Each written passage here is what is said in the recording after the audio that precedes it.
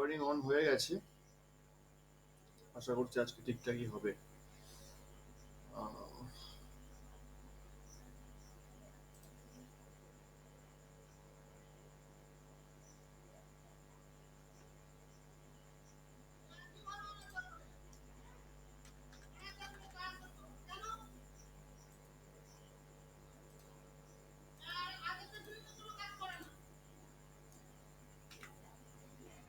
Sir বলছিলাম বৈধব্য যোগ ওটা স্যার কোন কোন গ্রহ থাকলে হয়?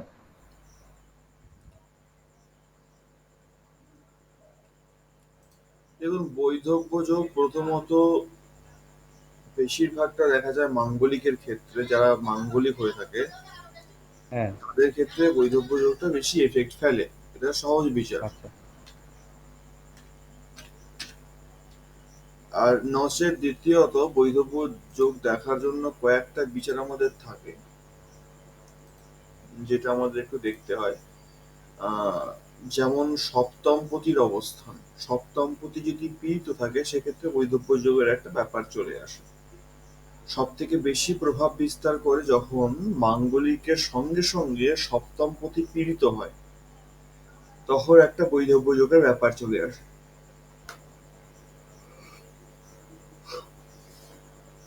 আচ্ছা স্যার। সপ্তমপতি যদি পীড়িত না থাকে তাহলে বৈধব্য যোগ হ্যাঁ চট করে আসে না।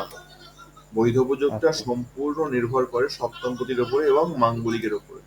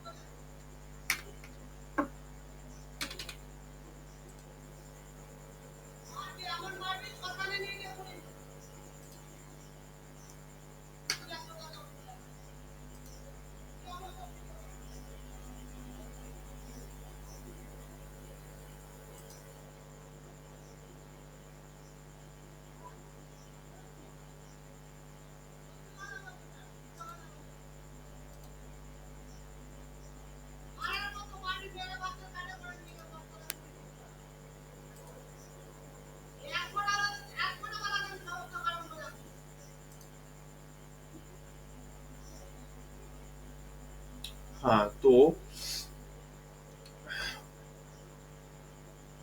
আপনারা বললেন যে কেবি সিস্টেমটা একটু দেখবেন প্লাস একটু রিভাইজ করবেন।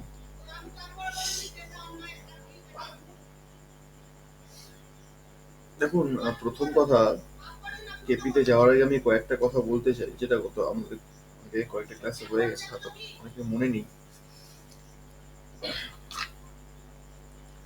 যখনই কোনো ছক প্রথম আমাদের সামনে আসলো, আমরা যখন কোনো একটা ছককে খুললাম,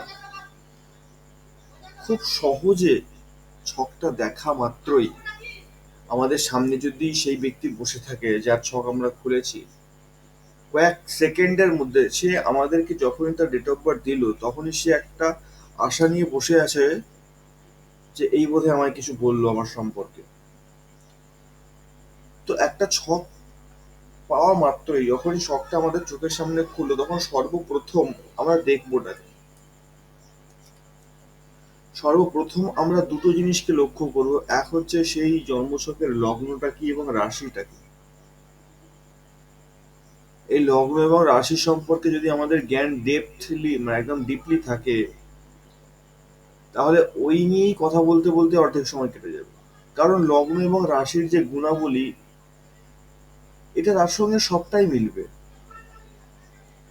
তার সঙ্গে সঙ্গে যদি আমরা নক্ষত্রের জ্ঞান রেখে দিই, নক্ষত্রের এগুলো কার্যকারিতাগুলো, ব্যাস তাহলে তার কিছু অসুবিধাই নেই। যেমন এই যে ছকটা আমার চোখের সামনে দেখতে পাচ্ছি এখন, এই ছকের মধ্যে লগ্ন কি এবং রাশি কি এটা দেখা মাত্রই বুঝে যাব। সর্বপ্রথম লগ্ন খুঁজবো, লগ্ন বৃশ্চিক লগ্ন। এবার লগ্নর চরিত্র এবং রাশির চরিত্র পুরোটাই এক। এক বলতে কিরকম না, যদি এই লগ্নটা বৃশ্চিক না হয়ে যদি রাশিটা বৃশ্চিক হতো, তাহলে যে চরিত্রটা আমরা বলতাম একই একই জিনিস লগ্নের ক্ষেত্রে আমরা বলবো। আবার এর আছে কর্কট রাশি, লগ্ন বৃশ্চিক আর রাশি কর্কট, এই দুজনের ফলকে ম্যাচ করে আমাদের বলতে হবে। ম্যাচটা করব কিভাবে না, প্রথম কথা বৃশ্চিক রাশির চরিত্রটা কি রকম। বৃশ্চিক রাশির চরিত্র,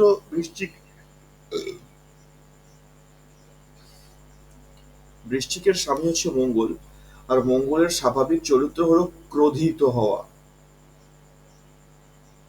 মঙ্গল খুব সহজেই রেগে যায়, আবার খুব সহজে ঠান্ডা হয়ে যায়। কিন্তু এক্ষেত্রে সেটা পুরোপুরি প্রযোজ্য হবে না, কারণ রাশিটা স্থির। আমরা চর, স্থির, দ্ব্যাত্মক ইত্যাদি পড়েছি। যদি মেষ থেকে ধরি, মেষ হচ্ছে চর, বৃষ হচ্ছে স্থির, মিথুন হলো দ্ব্যাত্মক। আবার কর্কটে আসলে চর, সিংহ স্থির, কন্যা দ্ব্যাত্মক। তুলায় আসলে আবার চর রাশি, বৃশ্চিক হয়ে গেল স্থির রাশি, ধনু হয়ে গেল দ্ব্যাত্মক। আবার এখান থেকে চর, স্থির, দ্ব্যাত্মক। এই চর, স্থির, দ্ব্যাত্মক আমাদের প্রত্যেকেরই মনে আছে। সেদিক থেকে দেখতে গেলে বৃশ্চিক রাশিটা স্থির রাশি। আচ্ছা, তারপর জল তত্ত্বের মধ্যে পড়ে, কারণ সিংহ রাশি হচ্ছে অগ্নি, অগ্নি, পৃথিবী, বায়ু, জল। তাহলে জল হচ্ছে সিংহ রাশির।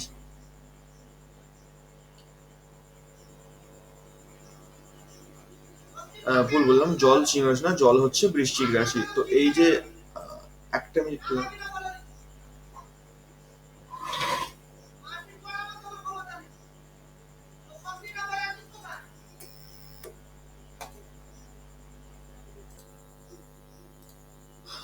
করবেন। হ্যাঁ, তো যেটা বলছিলাম, সর্বপ্রথম একটা ছক খোলা মাত্রই আমরা যে জিনিসগুলো দেখব তার লগ্ন এবং রাশি। প্রত্যেকটা রাশির যা চরিত্র হয় সেটা আমরা আগে জেনেছি। আমি তবু খুব শর্টে পুনঃস্মরণের জন্য আরেকবার খুবই সংক্ষেপে 12টা রাশির যে চরিত্র হয় সেটা দেখা মাত্রই আমরা প্রথম তাকে কি কথা বলবো সেই ভিত্তিতে একবার ছোট্ট করে আলোচনা করে নিচ্ছি। যেরকম মেষ রাশি, মেষ রাশির যে চরিত্র সেটা কিরকম না, মেষ হচ্ছে অগ্নি রাশি। প্রথম আমাদের যখনই কোনো রাশি সম্পর্কে আমরা বলতে যাব, কোনো লগ্ন সম্পর্কে আমরা বলতে যাব, সর্বপ্রথম যে কটা জিনিস আমাদের মাথায় রাখতেই হবে সেটা হচ্ছে এই রাশিটি কোন তত্ত্বের আন্ডারে পড়ে। আমরা চারটা তত্ত্ব জেনেছি এখানে, অগ্নি, পৃথিবী, বায়ু, জল। তাহলে এই চারটের মধ্যে কোন তত্ত্বের মধ্যে সেই রাশিটি পড়ছে, কারণ তার চরিত্র সেই রাশির মধ্যে ভরপুর থাকবে। আর একটা জিনিস দেখতে হবে যে রাশিটা কি রাশি, চর, স্থির নাকি দ্ব্যাত্মক, এই তিনটের মধ্যে কোন রাশি।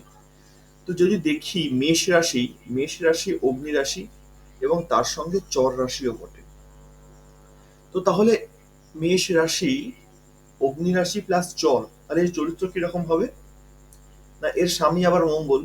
মঙ্গলে যেটা বললাম, মঙ্গল অল্পতেই ক্রোধিত হয়ে যায়। তো অগ্নি রাশি হওয়ার জন্য এর মধ্যে প্রচন্ড পরিমাণে তেজ থাকবে, এর মধ্যে একটা স্ফুলিঙ্গ থাকবে, এবং তার সঙ্গে সঙ্গে অগ্নির কাজ হলো জেদ করা, ক্রোধ তার স্বভাবে আছেই। এবং অগ্নির আর একটা গুণ হচ্ছে যে সবার থেকে আগে সে এগিয়ে যাবে। অগ্নির কাছে থামার কোনো ব্যাপার নেই, অগ্নি সবসময় এগিয়ে যেতে চায়, অগ্নি রজগুণের প্রভাব অগ্নির মধ্যে সব থেকে বেশি থাকে। এই ঘরের মধ্যেও কিন্তু সত্যগুণ, রজগুণ এবং তমগুণের ব্যাপার রয়েছে।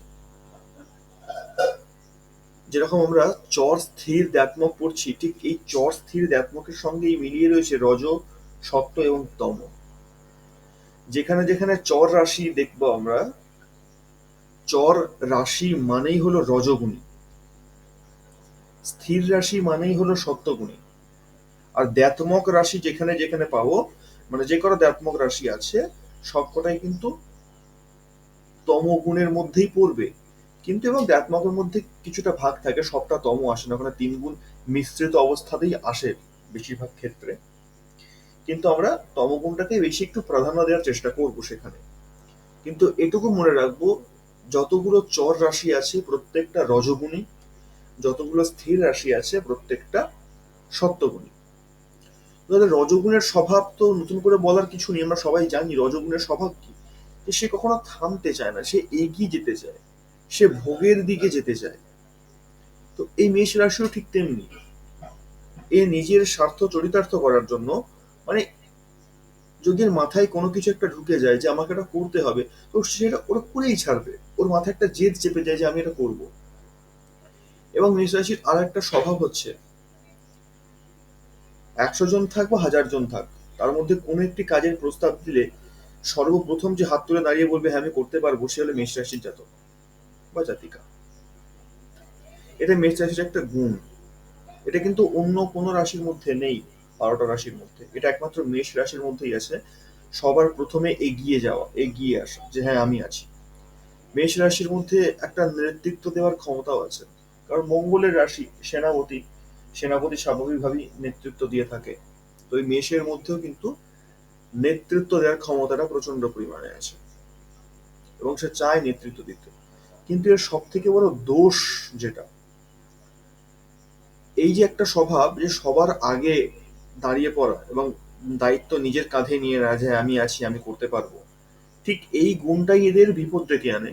এরা একসঙ্গে 5টা 10টা 12টা 14টা এরকম বহু কাজের দায়িত্ব নিয়ে প্রথমে তো খুব লাফিয়ে ফেলে যে হ্যাঁ আমি পারবো, আমার দ্বারা সম্ভব, এরকম ওভার কনফিডেন্স হয়ে গিয়ে অনেক রকম কাজের দায়িত্ব নিজের মাথায় নিয়ে নেয়, নিজের ঘাড়ে চাপিয়ে নেয়। কিন্তু পরে একটা সময় গিয়ে কোনো কাজটাকে আর ঠিক করে সামাল দিতে পারে না, তখন সবটাই নষ্ট হয়ে যায়। এইটা একটা বড় দোষ মেষ রাশির। তো মেষ রাশির জন্যই কয়েকটা ছোট্ট কথা আমরা, আমাদের জন্য পর্যাপ্ত, যে প্রথমে যদি মেষ রাশি কারো হয় তার জন্য এই কয়েকটা গুণ 100% মিলবেই, সেটা মেষ রাশি হোক বা মেষ লগ্ন হোক। তবে লগ্ন থেকে আমরা রাশিকেই চারিত্রিক দিক দিয়ে বেশি প্রাধান্য দেব, আর লগ্নকে আমরা বেশি প্রাধান্য দেবো তার দৈহিক গঠনের দিক থেকে। এবার দৈহিক গঠনের দিক থেকে যদি বলি, মেষ রাশি যদি মেষ রাশি না হয়ে মেষ লগ্ন হতো তাহলে দৈহিক গঠন কিরকম হতো? মেষ লগ্নের জাতক বা জাতিকারা, এদের চেহারার যে ধরনটা হয়, এরা একটু রোগা টাইপের হয়, মানে কৃশ যাকে বলে, রোগা, লম্বা হয়। আহ এবং মুখের যে আকৃতি তাদের দেখতে পাবো আমরা, মুখের আকৃতিটা গোল হয় না খুব একটা, একটু লম্বাটে ধরনের হয়, একটু লম্বাটে মুখের আকৃতি হবে। এদের মেষ রাশিদেরকে চেনার আর একটা সুন্দর পদ্ধতি হচ্ছে এদের কোমর। এদের কোমর বেশিরভাগ ক্ষেত্রে দেখা যায় খুব একটা মোটা হয় না, কোমরটা সরু হয়। এদের পা গুলো, হাতগুলো সরু সরু টাইপের হয়। যেরকম একটা মেষ মানে কি, মেষ মানে আমরা ভেড়াকে বলি, তাই না? তো এই ভেড়ার চেহারাটা কিরকম হয়, যদি আমাদেরকে তুলনা করতে গেলে তুলনা করতে হবে চেহারার সাথে, যার নামের রাশির নামকরণ ভেড়া বা মেষ, তার চেহারাটা কেমন।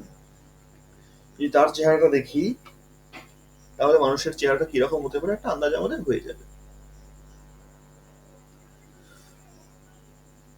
এদের হাইট মোটামুটি আমরা ধরে নিতে পারি, মেয়েদের ক্ষেত্রে 5.5 ফুটের মধ্যে এরা থাকে, ছেলেদের ক্ষেত্রেও তাই। তবে 5 ফুট 10 11 এই পর্যন্ত এরা চলে যায়। এবার কোনো কোনো ক্ষেত্রে 6 ফুট দেখা যায়, তবে খুব রেয়ার, 6 ফুট খুব একটা হয় না। ওর মধ্যেই থাকে, 5 ফুট 10 11 মধ্যেই ছেলেদের হাইট থাকে, আর মেয়েদের হাইট ম্যাক্সিমাম আমি দেখেছি 5.5 ফুট পর্যন্ত যায়, বা 5 ফুট 7-8 কোথাও কোথাও চলে যায় মেষের লগ্নের ক্ষেত্রে। মেষ রাশির ক্ষেত্রেও প্রায় সেরকম সেরকম রকমই কাছাকাছি। এ হচ্ছে মেষ লগ্ন। আর রাশির জন্য যে কটা গুণ বললাম, যে রেগে যাওয়া চট করে, জেদ প্রচন্ড হওয়া, এইগুলো প্রত্যেকটা লগ্নের ক্ষেত্রেও প্রযোজ্য। তারপর বৃষ রাশি। বৃষ রাশিটা হচ্ছে স্থির। এই যে স্থির রাশি, আবার মৃত্তিকা মানে মাটি পৃথিবী তত্ত্বের মধ্যে পড়ছে। তো এক তো পৃথিবী তত্ত্ব, পৃথিবী তত্ত্ব মানেই যার মধ্যে ভারিত্ব রয়েছে। পৃথিবী মানে আমরা ভারকে বুঝি। তো যাদেরই পৃথিবী তত্ত্বের রাশি হবে তাদের মধ্যে অটোমেটিক্যালি একটা গাম্ভীর্যতা ভাব কাজ করবে। এদের মধ্যে থাকেই একটা জন্মগত গাম্ভীর্যতা। আর দ্বিতীয়ত, এরা ভারিত্ব নিয়ে চলতে ভালোবাসে। এদের সঙ্গে চট করে আমরা ইয়ার্কি মারতে পারবো না। প্লাস এরা সবসময় চেষ্টা করে যে একটা মর্যাদার মধ্যে থাকবো। এটা কিন্তু প্রত্যেকটা স্থির রাশির স্বভাব। সে চায় যে আমি যখন যেখানে থাকবো, আমার আমার অবস্থান যেমনই হোক, আমি একটা মর্যাদার মধ্যে থাকতে ভালোবাসবো। একটা মর্যাদার মধ্যে থাকতে আমার ঠিক আছে, আমি ওইটাই আমার কমফর্ট জোন। যে যখন কথা বলবে মোটামুটি সম্মানজনক ভাবেই কথা বলবে। চট করে আমি ইয়ার্কি ফাজলামিতে লিপ্ত হয়ে যাব না। চট করে আমি কাউকে উল্টোপাল্টা কোনো কথা বলে দেবো না। কথা বলার আগে আমাকে একবার অন্তত ভাবতে হবে যে কথাটা আমি বলতে যাচ্ছি সেটা এইখানে সেই কথাটা বলা উচিত হবে কি হবে না। এই ধরনের ভাবনাগুলো স্থির রাশিদের মধ্যে প্রচন্ড কাজ করে। তাই স্থির রাশির ব্যক্তিগণ খুব বেশি কথা কিন্তু বলে না। এরা যতটুকু কথা বলে মেপে বলে। আবার বৃষ রাশি স্থির রাশি, পৃথিবী তত্ত্ব, তার সঙ্গে সঙ্গে শুক্র হচ্ছে এর অধিপতি। তো শুক্র এর অধিপতি হওয়ার কারণে এদের মধ্যে, কারণ শুক্র আমাদের কি দেখে? শুক্র আমাদের লাক্সারি দেখে, শুক্র আমাদের শখ।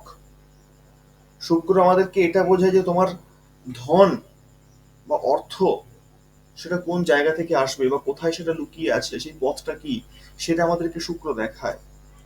শুক্র আমাদের সমস্ত শখ, আহ্লাদ, তারপর আমাদের চাহিদা, আমাদের ভোগ, এই সমস্ত কিছু শুক্র দেখায়।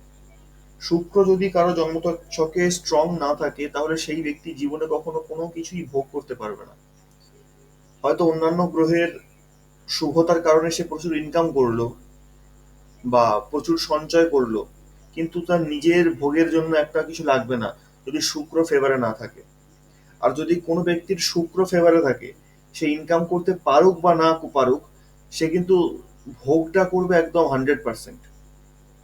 কারণ শুক্র ভোগ করায়। ভোগ থেকে যে আনন্দটা, সেটা শুক্রের দ্বারাই নেওয়া সম্ভব। আর শুক্রই সেটা নেওয়ায়। বাকি নবগ্রহের মধ্যে শুক্র ছাড়া কোনো গ্রহে কিন্তু ঠিক করে ভোগ করাতে পারে না। অনেকে আমাদের এরকম সমাজে বহু লোককে আমরা দেখতে পাবো, ভালো ব্যবসা করে কি ভালো চাকরি করে, প্রচুর টাকা ইনকাম করে, অথচ দেখা যাচ্ছে সেই ব্যক্তি ঘুরে বেড়াচ্ছে বাসে, ট্রামে, কিংবা হয়তো কোনো গাড়ি কিনেছে, সেটাই খুব কম দামি গাড়ি বা খুব একটা লাক্সারি না। আর অনেককে এরকমও দেখবো যে সারা জীবনে ইনকাম তো প্রচুর করলো, কিন্তু না কোনো বাড়ি করলো না কোনো গাড়ি করলো, সারা জীবন ওই ঝুলতে ঝুলতে গেল, ঝুলতে ঝুলতে আসলো। আর শুধু সেভিংস করে গেল, শুধুই সেভিংস করে গেল, টাকা জমিয়ে গেল, খরচ করতে পারলো না, বা করলো না, করতে পারলো না বলা ভুল, করলো না। তার মনে হয় যে আমি খরচ করলেই বোধহয় আমার খরচা হয়ে যাবে, বা কি দরকার খরচ করে, এই তো আছি, বেশ ভালোই চলে যাচ্ছে। এইসব ব্যক্তিদের শুক্র কখনো স্ট্রং হয় মানে ওদের শুক্র স্ট্রং থাকে না। যদি শুক্র স্ট্রং থাকতো, ওরা হাতে টাকা আসা মাত্রই ভাবতো যে না, আমাকে এইবার বাড়িটা বানাতে হবে, ধীরে ধীরে আমাকে একটু একটু এগোতে হবে। শুক্র ফেভারে না থাকার জন্য ওই ভাবনা ওদের মধ্যে আসবেই না। ওরা চিরকাল জমিয়ে গেল, শুধু সেভিংস করে গেল। তারপর একদিন টুক করে ইহলোক ছেড়ে চলে গেল। তারপর যে টাকাটাও জমিয়ে গেছিল, সেই টাকাটা তার যে পুত্র পুত্রাদি বা সন্ততি ইত্যাদি সবাই রয়েছে, তারা সেটা পেয়ে গেল। এবং তারা ওই টাকাটা ভোগের কাজে লাগাবে। তারা কিন্তু ওই টাকাটা নিয়ে বিশেষ কিছু করতে পারবে না। মানে হয়তো অনেকের ইচ্ছে হতে পারে যে আমি এই টাকা নিয়ে নতুন ব্যবসা খুলবো, বা আমি সেটাকে একটা ভালো কাজে লাগাবো। সম্ভব হয় না, সবার ক্ষেত্রে সম্ভব হয় না, পারে না, কারণ ওই টাকাটা ভোগেই লাগবে। এখানে একটা সুন্দর সায়েন্স কাজ করে। যদি কোনো ব্যক্তি, আমরা কর্ম আর কর্মফল বলি না, তো কর্ম আর কর্মফলের যে ধারা, ধারাবাহিকতা সেটা এইভাবেই আসে। যদি কোনো ব্যক্তি একটি অর্থকে সারা জীবন সে কষ্ট করে সঞ্চয় করে যায়, আর যদি তার নিজের ভোগে সেই অর্থ না লাগায়, তাহলে সে যাদের জন্য ওই অর্থটা সঞ্চয় করে রেখে যাচ্ছে, সে হয়তো মনে মনে ভাবছে যে না, এই অর্থটা আমি সঞ্চয় করে রেখে যাই, আমার পুত্রদের এটা কাজে লাগবে, তারা ভবিষ্যতে এই টাকাটা কাজে লাগিয়ে কোনো একটা জায়গায় দাঁড়াতে পারবে, সে ব্যবসায়ী করুক বা চাকরি করুক বা যাই করুক না কেন, সেই টাকাটার উপরে ভিত্তি করে দাঁড়িয়ে যাবে। বাস্তবে কিন্তু সেটা হয়ই না, হওয়া সম্ভব না, কারণ প্রকৃতির নিয়মই আলাদা। আমি কষ্ট করে আজকে উপার্জন করলাম, অর্থাৎ এটা আমার জন্যই, আমাকেই এটা ভোগ করে যেতে হবে।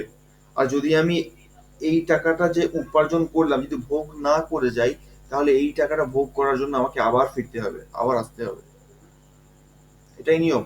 কিন্তু আমি যাদের জন্য রেখে যাচ্ছি যে ওরা ভোগ করবে, আমি ভোগ করব না, তারা বাস্তবে সেভাবে ভোগ করতে পারবে না। তারা ওই দুদিন দুদিন টাকাটা পাবে হাতে, এই করলো সে করলো, ব্যাস। যত টাকাই সে রেখে যাক না কেন, বেশি দিন টাকাটা সে রাখতে পারবে না। তার বংশের যারা থাকবে, খুব অল্প দিনের মধ্যেই টাকাটা এমনি শেষ হয়ে যাবে, তারা বুঝতেই পারবে না এটা এতগুলো টাকা কি করে শেষ হয়ে গেল। তারপর পুনরায় সেই ব্যক্তিকে আবার জন্মগ্রহণ করতে যাবে ওই টাকাটা ভোগ করার জন্য, ঠিক কোনো না কোনো সূত্রে কোনো না কোনো ভাবে ওই টাকাটা সে পেয়ে যাবে। আমরা বলি না যে যাদের ধনী ঘরে জন্ম হয়, তারা নিশ্চয়ই অত্যন্ত ভালো কর্ম করেছে, কত জন্মে প্রচন্ড শুভ কর্ম করেছে, সেই জন্য আজকে তার ধনী ঘরে জন্ম হয়েছে। হ্যাঁ, কথাটা তো অবশ্যই ঠিক, ভালো কর্ম তো নিশ্চয়ই আছে, না হলে তো ধনী ঘরে জন্ম হবে না। কিন্তু ধনী ঘরে জন্মানোর দুটো ক্যাটাগরি হয়। একটা তো প্রচন্ড ভালো কর্ম, অর্থাৎ যোগী যারা হয়ে থাকে আর কি, আমরা গীতাতে তার প্রমাণ পেয়েই যাই। তো যারা প্রথম যোগে প্রবেশ করেছে, যোগে প্রবেশ করার পর তাদের মৃত্যু হয়ে গেছে, তাদের জন্ম এক ধনী ঘরে হয়, এটা খুব ভালো, এটা উত্তম কর্মের জন্যই তার জন্ম ধনী ঘরে হয়েছে। কিন্তু আর একটা জন্ম ধনী ঘরে হয়, সেটা হচ্ছে এই যাদের কথা বললাম এই ধরনের ব্যক্তিদের, এরা গত জন্মে সারা জীবন শুধু কর্মই করে গেল, অর্থ উপার্জনই করে গেল, কিন্তু সেই অর্থটাকে ভোগে লাগাতে পারলো না। তাহলে ওই অর্থটাকে ভোগে লাগানোর জন্য, ভোগ করার জন্য তার পরবর্তী জন্মটা একটা উচ্ছৃঙ্খল ধনী ঘরে হয়, সুশৃঙ্খল নয়, উচ্ছৃঙ্খল ধনী ঘরে হয়।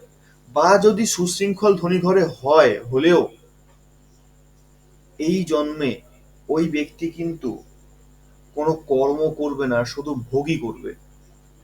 তার বাবা যে টাকাটা জমিয়ে রেখেছে বা যে কোনো পদ্ধতিতে সে ইনকাম করেছে, তো ওর কাজ হচ্ছে সেই টাকাগুলোকে ধ্বংস করা। সে ওই টাকাগুলোকে ধ্বংস করার জন্য এসছে, আসলে বাস্তবে ওই টাকাগুলো ওরই রোজগার করা গত জন্মে। গত জন্মে ও ভোগ করতে পারেনি বলে এই জন্মে ওর জন্মটাই হয়েছে শুধু ভোগ করার জন্য, কোনো কাজও করবে না, ওর দ্বারা কোনো কাজ হবে না। ও নেশাভান করবে, গাড়ি ঘোড়া নিয়ে ঘুরবে, এদিক সেদিক যাবে, ক্লাব করবে, পার্টি করবে, এইসব করে টাকাগুলোকে নষ্ট করবে। এই হলো শুক্রের ভোগের পদ্ধতি। গত জন্মে শুক্র ভোগ করতে দেয়নি, কিন্তু ইহ জন্মে শুধুই তাকে দিয়ে ভোগ করাবে। আর এতটাই ভোগের লেভেলকে বাড়িয়ে দেবে যে অর্থের ওর তার কাছে অভাব হবে না। সারা জীবন ভোগ করে করে করে করে একটা সময় যাবে, শেষ টাইমটায় গিয়ে একটা বড় কঠিন কোনো রোগে পড়বে, অথবা কোনো অ্যাক্সিডেন্টাল ডেথ বা ইত্যাদি কিছু একটা হয়, সে তার জীবন শেষ হয়ে যাবে। তার পরবর্তী জন্ম আবার যেটা হবে সেটা অত্যন্ত নিম্নগামী, আবার তাকে ধীরে ধীরে পরিশ্রমের মাধ্যম দিয়ে স্ট্রাগল করে করে আবার উপর দিকে উঠতে হবে। তো এই হচ্ছে মানুষের জীবন চক্র, আর এই হচ্ছে কর্মচক্র। জীবন চক্র বলা ভুল, কর্মচক্র। এইভাবেই কিন্তু আমরা প্রতিনিয়ত কর্মের ফাঁদে পা দিয়ে চলি। তো সুতরাং যখনই আমরা ইনকামের দিকে যাচ্ছি বা অর্থ উপার্জনের দিকে যাচ্ছি, তখনই আমাদের মাথায় রাখতে হবে, যদি আমি নিষ্কাম ভাবে কাজ করি, যে ঠিক আছে আমি কর্তব্য মনে করে করছি, তাহলে সেক্ষেত্রে তো কোনো অসুবিধা নেই। কিন্তু আমি উপার্জনই করে যাচ্ছি আমার পরবর্তী প্রজন্মের জন্য, তাহলে অবশ্যই অসুবিধা আছে। হ্যাঁ, হ্যান্ড রাইজ করেছেন, বলুন। হ্যাঁ স্যার, বলছি এই আপনি আহ, আহ, রাশির কারকতা এবং যেগুলো যে বলছেন সঙ্গে যদি নক্ষত্রে যদি একটু বলে দিতেন, নক্ষত্রের জ্ঞানটাও আমাদের চলে আসতো একটু।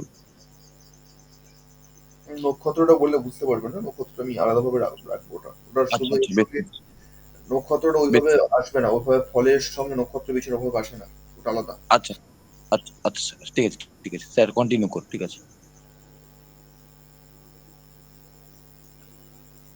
হরেন্দ্রবাবু হ্যান্ড রাইজ করে বলতে চাইছি কিছু। হ্যাঁ, আচ্ছা। তো এটা যেটা আমি বুঝলাম, তো আমার কথা হচ্ছে যে আমি প্রথম জন্মে খুব ইনকাম করলাম কিন্তু খরচা করলাম না, পরের জন্মে আমার আমাকে জন্ম নিতে হলো ওটা ভোগ করার জন্য, তারপরে আবার বলছি নিম্ন। তো এই যে সাইকেলটা আছে, এই সাইকেলটা থেকে বেরোনোর জন্য আহ কে এর বিবেকটা করবে? মানে আমি তো ওই ফলে, মানে যেহেতু আমার কর্মের ফলে আমি এই জন্মে ভোগ করতে যাচ্ছি, আর ভোগ করতে গিয়ে আমার এটা বুঝতেই পারছি না যে আমার কি এই কর্ম, এই সাইকেলটা থেকে বেরোতে হবে। তো এই বেরোনোর জন্য কি হবে, তাহলে কি করে বেরোবে সে? তার মানে সবাই এরকম পড়তেই থাকবে সব সাইকেলে? বুঝাতে পারলাম প্রশ্নটা? না। একদম বোঝাতে পেরেছেন, খুব ভালো প্রশ্ন। হুম। দেখুন, প্রথম কথা, আমরা কেউই কিন্তু কোন রকম কর্মবন্ধনে আবদ্ধই হই না। আমরা আবদ্ধ হই নিজের ভাবে। আমরা কর্মটাকে যে ভাব নিয়ে করি সেই ভাবেই আমরা একমাত্র আবদ্ধ হই।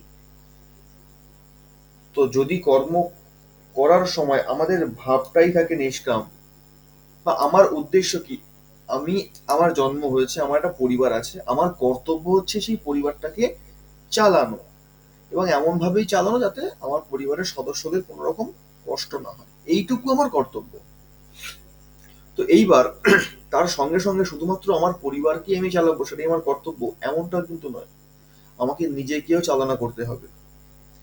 তো এবার এই যে কর্মচক্র থেকে বেরোনো বা আমাদের ভাবের তফাৎটা কোথায় চলে আসে, আজকে আমার পরিবারে আমি ধরে নিলাম আমার 5 জন মেম্বার আছে, আমাকে 5 জনকে চালনা করতে হয়। আমি যদি আমার ফ্যামিলিতে একা ইনকামার হই, আর বাকি 4 জন আমার বাড়িতে রয়েছে, সে যেই হোক, সে পত্নী হোক, সে পুত্রাদি হোক, সে যেই হোক না কেন, আমার বাড়িতে তারা থাকে, আমি একা ইনকামার।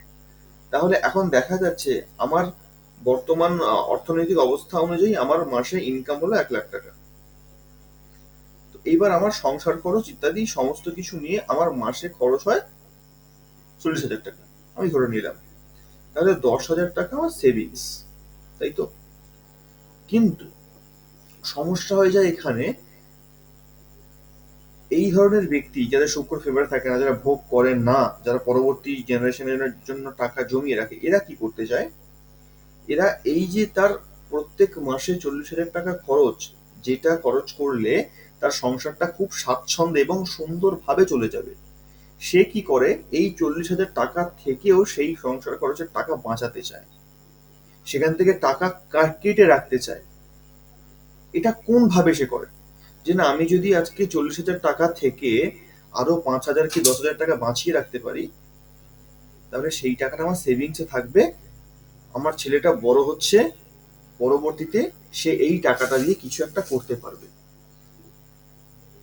ভাবনাটা একেবারেই ভুল নয়, কিন্তু বর্তমান যদি আমরা দিক থেকে দেখি, বা একেবারেই ভুল ভাবনা নয় মানসিকভাবে দেখতে গেলে, কিন্তু এই ভাবনাটাই সব থেকে বড় ভুল।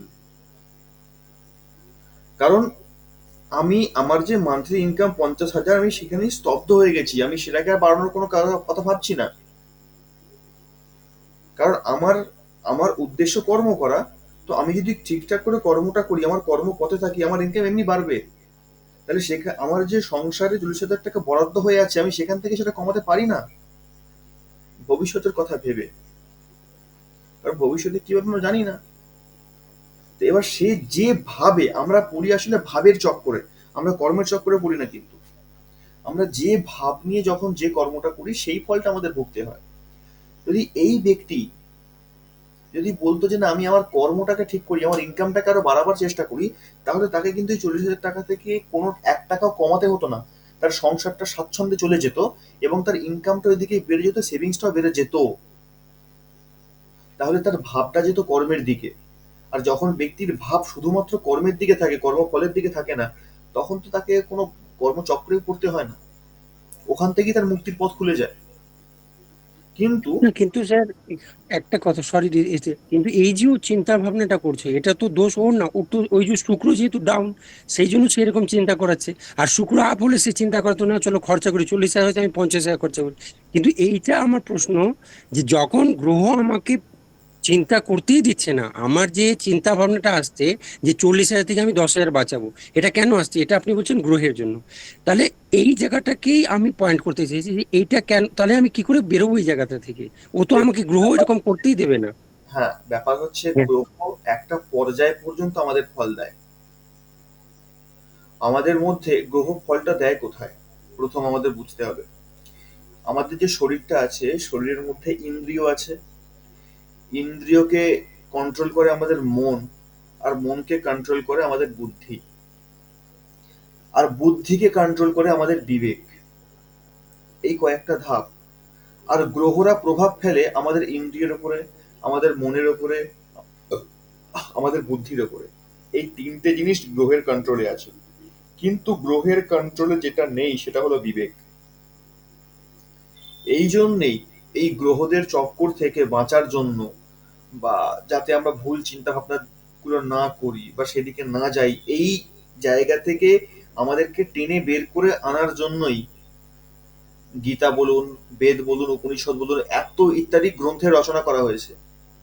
আর এত যে বিরাট বিরাট মনীষীদের গল্প, বা আরো কত রকম আমরা সুভাষিতম পড়ি, সংস্কৃতে প্রচুর রকম সুভাষিতম আছে, তারপর নানা রকম গল্প রয়েছে, এবং তার সঙ্গে অবতারদের প্রত্যেকের বাণী রয়েছে। এবং সব থেকে বড় কথা, আহ, গীতার মতন দর্শন সম্পূর্ণ বিশ্বে নেই, সেই দর্শন আমাদের কাছে রয়েছে। তো এই সমস্ত ধর্ম পুস্তকগুলো এই জন্যই, যাতে এই সমস্ত পুস্তকের দ্বারা আমাদের বিবেক জাগ্রত হয়। আর বিবেক জাগ্রত করার প্রধান অস্ত্র হলো যোগ শাস্ত্র। গ্রহদের চক্কর থেকে যদি কেউ বাঁচতে চায়, তাহলে প্রতিকার তো পরের কথা, একমাত্র যোগই আছে, যোগ শাস্ত্রই আছে, যে সম্পূর্ণ গ্রহের ফল থেকে ব্যক্তিকে নিষ্কৃতি দিতে পারে। এটাই একমাত্র পথ। তো ব্যক্তি যদি চায় যে আমি মুক্তি পেতে চাই, আমি মুক্তি পাবো, আমি এই জায়গা থেকে বেরোবো, তাহলে সারা জীবন সে পুজো অর্চনা করে যাক, সারা জীবন সে আহ, মানে মানুষের যা যা কর্ম হয় আর কি, উত্তম উত্তম কর্ম, সে সবটা করে গেল, তবুও তার মুক্তি হবে না, সম্ভবই নয়, যতদিন না পর্যন্ত সে যোগে ঢুকছে। কারণ যোগ দ্বারা ইন্দ্রিয় নিয়ন্ত্রণে আসে। ইন্দ্রিয় নিয়ন্ত্রণে আসলেই আমাদের মন নিয়ন্ত্রণে আসবে। অর্থাৎ ভুল বললাম, সাইকেলটা একটু ভুল। যখনই আমরা যোগে প্রবেশ করব, যোগে প্রবেশের সঙ্গে সঙ্গে প্রাণায়ামের মাধ্যম দিয়ে আমাদের মন নিয়ন্ত্রণে আসবে। মন নিয়ন্ত্রণে আসলে আমাদের ইন্দ্রিয় নিয়ন্ত্রণে আসবে। আর ইন্দ্রিয় নিয়ন্ত্রণে আসলে বীর্য নিয়ন্ত্রণে আসে। আর বীর্য যখনই নিয়ন্ত্রণে চলে আসে, তখন আমাদের বিবেকও নিয়ন্ত্রণে চলে আসে। তখন আর গ্রহদের কোনো প্রভাব আমাদের উপরে কাজ করে না। তখন আমরা নিজেরাই নিজেদেরকে চালনা করি। তখন আর কর্ম আর কর্মফল এই জায়গাটা থেকে আমরা পুরোপুরি বেরিয়ে যাই। এটাই একমাত্র পথ। আর যতদিন না পর্যন্ত আমরা সেই রাস্তাকে আপন না করব, সেই রাস্তাকে আমরা যতদিন দূরে সরিয়ে রাখবো, ততদিন এই গ্রহের চক্করে পড়ে আমাদেরকে বারবার আসা যাওয়া আসা যাওয়া, কর্ম, কর্মফল ইত্যাদি এইগুলো ভোগ করে যেতেই হবে। এটাই নিয়ম। কারণ ব্যাপার হচ্ছে যে জ্যোতিষ শাস্ত্র, বাস্তুশাস্ত্র বা আরো যত রকম শাস্ত্র আমাদের আছে, সেটা এমনকি বেদ পর্যন্ত, বেদের মধ্যে আমরা কি পাই? বেদের মধ্যে আমরা সকাম কর্মটুকুই পাই। নিষ্কাম কর্মের উল্লেখ কিন্তু বেদের সেভাবে নেই। নিষ্কাম কর্মের উল্লেখ আমরা বেদান্তে পাবো, বেদের মধ্যে কিন্তু সেইভাবে নিষ্কাম কর্মের উল্লেখ পাবো না আমরা। তো বেদোক্ত কর্ম যদি আমরা করি না, সেই আমরা পূর্ণফলের দিকেই এগিয়ে যাচ্ছি, যে এইটা করলে আমার ভালো হবে, আমি পূর্ণ অর্জন করব, আমার স্বর্গে আমি স্বর্গে স্থান পাবো, আমি সেখানে বহু বছর থাকতে পারবো। এইগুলোতেও কোনো লাভ হয় না বাস্তবে। যদি কখনো আমরা বেদান্তের দিকে যাই, সেখানে স্পষ্ট দেখতে পাবো আমরা যে কর্ম শুভ হোক বা অশুভ, আসলে সে ঝুলিয়েই রাখে। শুভ কর্ম যদি করি আমি, আমি সেই যাব, মৃত্যুর পরে হয়তো স্বর্গে যাব, নরক যাব না। তো স্বর্গে গেলাম, সেখানে বহু বছর ধরে থাকলাম, ভোগ করলাম, আবার তো সেই পৃথিবীতে আসতে হবে। এই যে সার্কেলটা, এই সার্কেলটা থেকেই বেরোনোর জন্য যোগশাস্ত্রের রচনা করা হয়েছে। আর এটাই একমাত্র গ্রহদেরকে নিরস্ত করতে পারে। অন্য কোনোভাবেই নবগ্রহকে বা নবগ্রহ কেন যে কোনো একটা গ্রহকে নিরস্ত করা সম্ভব নয়। সে আমরা যাই করি, পুজো করি, যজ্ঞ করি, কবচ করি, পাথর করি, যাই করি না কেন, কোনো অবস্থাতেই কিন্তু এদেরকে নিরস্ত করা সম্ভব নয়। একমাত্র যোগ যদি প্রতিকার কেউ চায়, বাস্তব প্রতিকার, তাহলে একমাত্র যোগ, এছাড়া কেউ না। আর নচেত এইভাবেই আমাদেরকে বারবার বারবার ঘুরতে হবে, এই চিন্তা ভাবনাগুলো চলতেই থাকবে, আর এই চক্রের মধ্যে পড়েই থাকতে হবে।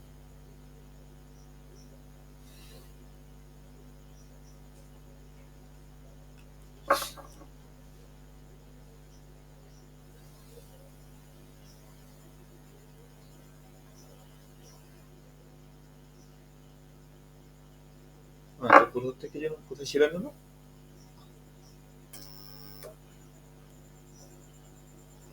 স্যার মেষ রাশি সম্বন্ধে বলছিলেন। মেষ, মেষ তো হয়ে গেছিল, বৃষ বলছিলাম সম্ভবত। হ্যাঁ, হ্যাঁ হ্যাঁ, বৃষ বলছি। বিশ্ব বৃষ বলছিলেন হয়ে স্যার, গেছে। বিশ্ব। তো বৃষ হচ্ছে স্থির রাশি, যেটা বললাম বৃষ স্থির, এবং শুক্র, হ্যাঁ শুক্র থেকে শুরু হয়েছিল, ওটা ঘুরে গেছে। তো শুক্রের ক্যারেক্টার হচ্ছে এরকম, যদি ভোগ কোনো গ্রহ করায় সেটা শুক্র, শুক্র যদি ফেভারে না থাকে সেই ব্যক্তির ভোগ করা সম্ভব নয়। 3 নম্বর হচ্ছে মিথুন রাশি। মিথুন রাশি হচ্ছে দ্যাত্মক রাশি এবং বায়ু তত্ত্ব। তো বায়ু তত্ত্ব মানে আমরা এক প্রকার বুঝতে পারবো যে বায়ু মানে যে আন্দোলিত করে, যে সর্বদা প্রবাহিত হতে থাকে, সেই হলো বায়ু। তো যে কটা বায়ু তত্ত্বের রাশি আমরা পাবো, প্রত্যেকটা বায়ু তত্ত্বের রাশি কিন্তু খুব চঞ্চল হয়ে থাকে, এদের প্রবৃত্তিটাই চঞ্চলতার প্রবৃত্তি। তার সঙ্গে সঙ্গে বুধ, বুধ হচ্ছে বালক গ্রহ, রাজকুমার বলি আমরা বুধকে। তো বুধের নর্মাল স্বাভাবিক স্বভাবটাই হচ্ছে চঞ্চলতা। তো স্বাভাবিকভাবেই মিথুন রাশি বা কন্যা রাশি, যে কটা রাশি আমাদের দ্যাত্মক আছে এবং বায়ু রাশির মধ্যে পড়ে যে কটা আছে, প্রত্যেকটাই কিন্তু প্রচন্ড পরিমাণে চঞ্চল হয়। এবার এদের যে দ্যাত্মক স্বভাব, এই দ্যাত্মক স্বভাবটা হচ্ছে কখনো এরা এক জায়গায় বসে বসে কাজ করতে পারে, আবার কখনো এরা ছুটে ছুটে বেরিয়ে এদিক সেদিক ঘুরে গিয়েও কাজ করতে পারে। এদের এটা মুডের উপর ডিপেন্ড করে, এরা এক কথা বলতে গেলে প্রচন্ড মুডি হয়, কখন এদের মধ্যে কি মুড আসবে বলা মুশকিল। যত আমরা মুডি ব্যক্তিকে দেখবো না, আমার এখন মুড নিয়ে ভালো লাগছে না, একটু আগে তো ভালো কথা বলছিল, খেলছিল, সমস্ত কিছু কাজ করছিল, একটু পরেই মুড খারাপ হয়ে গেল, কোনো কারণ নেই, হঠাৎ করি আমার ভালো লাগছে না এখন। তো এই যে কিছুক্ষণের অন্তর ছাড়া ছাড়া মুড চেঞ্জ হয়ে যাওয়া, মুড সুইং যাকে বলে আর কি, এইগুলো প্রত্যেকটা বায়ুতত্ত্বের রাশি হয়। এবং হ্যাঁ, এবার মুড সুইং কি শুধু বায়ুতত্ত্বেরই হয় না, অন্য স্থির রাশি বা চর রাশিতেও মুড সুইং এর একটা স্বভাব থাকে। এই মুড সুইং এর ব্যাপারটা সম্পূর্ণ আসে চন্দ্র থেকে, চন্দ্রের অবস্থান থেকে আসে। তো যাই হোক, স্বাভাবিকভাবে বায়ুতত্ত্বের মধ্যে এই জিনিসটা প্রবলতর দেখা যায়। তারপর কর্কট, কর্কট জলরাশি। জলরাশি মানেই আমরা বুঝতে পারছি যে স্থির, আর এদের মধ্যে জলরাশি যে কটা আছে প্রত্যেকটার মধ্যেই একটা অদ্ভুত গভীরতা থাকে, এদের জ্ঞানের গভীরতা প্রচন্ড হয়, বিশেষ করে জ্ঞানের দিক থেকে এরা প্রচন্ড প্রসিদ্ধ হয়ে থাকে জলরাশিরা। এদের মধ্যে যে কতটা গভীরতা আছে জ্ঞানের, সেটা সাধারণ ব্যক্তির পক্ষে ঠাওর করা, ধরা খুব মুশকিল, যে এ আসলে কতটা জ্ঞানী। এদেরকে নাড়াচাড়া করলে চট করে কিন্তু এরা কথা বলে না, আর যখন কথা বলতে শুরু করে তখন আর থামে না। এদের দু একটা কথাতেই আমরা এদের জ্ঞানের বিষয়ে প্রমাণ পেয়ে যাব, কারণ এরা অহেতুক ফালতু কথা চট করে বলে না। যখন দেখছে এখানে কথা বলার প্রয়োজন আছে, সেখানে এমন একটা ছোট্ট কথা বলে দিল শ্লোকের মাধ্যম দিয়ে, বা যদি শ্লোক তখনই বলবে না যখন এই দিকের লোক হবে, এই লাইনের লোক হবে। সমস্ত কর্কট রাশি বা মীন রাশি বা বৃশ্চিক বা যেগুলো জলরাশি, সবাই তো এই লাইনের লোক হয় না। তো সেটার পরিস্থিতি অনুযায়ী, তার জ্ঞান অনুযায়ী সবার মাঝখানে খুব ছোট্ট একটা কথা, এমন একটা কথা বলে দেবে যে কথার গুরুত্ব অপরিসীম, যে কথাকে মাপা যায় না, যে কথার অর্থ প্রচন্ড গভীরতার অর্থ। এরা অপমান করতেও খুব ভালো পারে কোনো ব্যক্তিকে, খুব ছোট্ট একটা কথার মাধ্যম দিয়ে। এমন একটা কথা বলে দিল, খুব ছোট্ট একটা কথা, হয়তো 5টা কি 6টা একটা ওয়ার্ড থাকবে সে কথার মধ্যে, এমন একটা কথা বলে দিল, চরম লেভেলের অপমান। যাকে করলো সে প্রথমে তো বুঝতে পারবে না, কিন্তু পরে যখন কথাটা নিয়ে ভাববে তখন সে বুঝে যাবে তাকে কোন লেভেলে অপমানটা করা হয়েছে। তো এই জলরাশির ব্যক্তিরা এরকম হয়ে থাকে, ছোট্ট কথার মাধ্যম দিয়ে এমন কথা বলে চলে যায়, বিরাট বিরাট কথা বলে চলে যায়, এবং অল্প সময়ে কাজ গুছিয়ে নেওয়া, এটা এই জলরাশির মধ্যে কিন্তু প্রচন্ড পরিমাণে থাকে। এবং আর একটা জিনিস থাকে এদের মধ্যে, এরা অন্যকে মাতিয়ে রাখতে পারে বিভিন্ন বিষয় নিয়ে। এদের সঙ্গে যেই থাক না কেন, অন্যকে মাতিয়ে রাখার একটা ক্ষমতা থাকে। বা যদি কখনো এরা স্টেজে ওঠে, যে কোনো সভাতে হয়তো স্টেজ ওকে তাকে দেয়া হয়েছে, তো এই স্টেজটা পাওয়া মাত্রই, যতক্ষণ তার বক্তব্য চলবে বা যতক্ষণ তার অনুষ্ঠান চলবে, ততক্ষণ পর্যন্ত দর্শকরা কিন্তু একটা অন্য লেভেলে থাকবে, অন্য একটা মাত্রায় থাকবে, অন্য একটা জায়গায় থাকবে। মানে এতটাই অন্যকে মাতিয়ে রাখার ক্ষমতায় থাকে এই জলরাশির মধ্যে। কারণ জলরাশি মানে এই যে কর্কট, কর্কট মানে কিন্তু চন্দ্রের নিজস্ব রাশি, আর চন্দ্রের কাজই হলো মাতিয়ে রাখা। আর কর্কট রাশি যখন ব্যক্তির হবে, তখন তো চন্দ্রের অবস্থানই কর্কট রাশিতে হবে, তখন সেই ব্যক্তির আলাদাই একটা পাওয়ার থাকবে, আলাদাই একটা ক্ষমতা থাকবে। এবার এদের যে চেহারাটা, কর্কট রাশির যে চেহারাটা হয়, এরা একটু স্থূলকায় হয়। মেষ যেরকম একদম কৃশ হয়, রোগা হয়, হ্যাঁ বৃষ কিন্তু চেহারার দিক থেকে একটু স্থূলকায় হয়, একটু মোটা হয়। বৃষ মানে কি ষাঁড়, ষাঁড়ের চেহারা কিরকম হয়, লম্বা চওড়া, একদম সুঠাম শরীর। বৃষ রাশিরও ঠিক সেরকম। আর মিথুন রাশির শরীরটা বলা হয়নি, মিথুন রাশির শরীর হচ্ছে একদম মিডিয়াম, না তো খুব লম্বা না তো খুব খাটো, মিডিয়াম হয়। আর ব্যতিক্রম প্রত্যেক ক্ষেত্রেই হয়, সেটা গ্রহের দৃষ্টি ইত্যাদি অনুযায়ী, বৃহস্পতির ক্ষেত্রে অনুযায়ী খানিকটা ব্যতিক্রম হতে পারে, কিন্তু স্বাভাবিক চরিত্র এটা। কর্কট রাশিরা একটু স্থূলকায় হয়, একটু না মোটামুটি ভালোই একটু স্থূলকায় হয় বটে। আহ, এদের একটা ঠান্ডার ধাত থাকে, কারণ জলরাশি না, জলরাশি যে কটা থাকবে প্রত্যেকটারই একটা একটু করে ঠান্ডার ধাত থাকে, কারণ জল মানে ঠান্ডা। তারপর এরা না প্রচন্ড কল্পনা প্রবণ হয়, জলরাশির একটা গুণ, এরা প্রচন্ড কল্পনা প্রবণ হয়। এবং এরা যতটা না বই পড়ে জ্ঞান অর্জন করে, ততটা নিজের মধ্যে কল্পনা করে করে, মন্থন করে করে করে করে আরো বেশি জ্ঞানের সঞ্চার নিজের মধ্যে ঘটায়। এটা একটা বিরাট গুণ কর্কট রাশির, এই জিনিসটা কর্কটের মধ্যে আছে। তারপর সিংহ, সিংহ রাশি স্থির রাশি এবং অগ্নি রাশি। আবার অগ্নি চলে আসলো এখানে। অগ্নি মানে আমরা কি জানি, স্ফুলিঙ্গ। অগ্নি মানে আমরা জানি জেদ, তেজ, সকলকে ফুঁড়ে এগিয়ে যাওয়া, অগ্নির মধ্যে অগ্নির স্বভাব। কিন্তু রাশিটা স্থির। আগে মেষ রাশিটা অগ্নি রাশি হয়েছিল, কিন্তু চর হওয়ার জন্য তার গুণ ছিল রজ। আর এখানে সিংহ রাশি, এও অগ্নিরই রাশি, কিন্তু স্থির হওয়ার জন্য এর গুণ হয়ে গেল সত্য। তাই মেষ আর সিংহের মধ্যে দুটো অগ্নি রাশি হলেও অনেকটা তফাৎ। মেষ অগ্নি রাশি হওয়ার কারণে এবং চর হওয়ার কারণে খুব ছটপটে হয়, প্রচন্ড ছটপটে হয়, খুব চটজলদি সিদ্ধান্ত নিয়ে নেয়। কিন্তু সিংহ তার ঠিক উল্টো, সিংহের মধ্যেও আগুন আছে, সিংহের মধ্যেও তেজ আছে, কিন্তু স্থির রাশি হওয়ায়, সপ্তগুণী হওয়ায় সিংহ সিদ্ধান্ত নেয় খুব ভেবে চিনতে। সিংহের প্রত্যেকটা পদক্ষেপ হয় খুব সতর্কতা পূর্বক, চট করে উল্টো পাল্টা সিদ্ধান্ত সিংহ নেয় না। আর সিংহ রাশির স্বভাব এবং বৃষ রাশির স্বভাব প্রায় 90% ক্ষেত্রে এক। সিংহ রাশির যদি দৈহিক বিবরণ দেওয়া যায়, সিংহ রাশির ব্যক্তিরা খুব একটা লম্বা হয় না, মোটামুটি ওদের মিডিয়াম হাইট থাকে। এদের হাতগুলো একটু সরু সরু টাইপের হয়, এদের পেটটা হয় একটু চওড়া, বুকটা হয় একটু চওড়া। এদের মুখের গঠন যেটা হয়, মুখের গঠনটাই হয় সিংহের মতন। যদি কখনো সিংহ রাশির কোনো ব্যক্তিকে আমরা দেখি খুব রেগে আছে, যখন খুব ক্রোধের অবস্থায় যখন আছে, তখন তাদের চোখ, তাদের গোঁফ, যদি পুরুষ হয় তাদের গোঁফের আকৃতি, তাদের দাঁত, তাদের নাক, এগুলো দেখে সর্বপ্রথম আমাদের সিংহের মুখটাই মনে পড়ে যায়। কারণ সিংহ রাশির স্বভাবই এটা, মানে তার চেহারার যে ভঙ্গিমা, যে গঠনটা হয়েছে, সেই গঠনটা দেখি আমাদের প্রথম সিংহের কথাই মনে পড়বে। হাত সিংহের যেরকম পা হয়ে থাকে, ও তাদের পা, ওদের পা গুলো ঠিক তেমনি, ওদের পা গুলো একটু মোটা মোটা গোছের হয় সিংহ রাশির ব্যক্তিদের।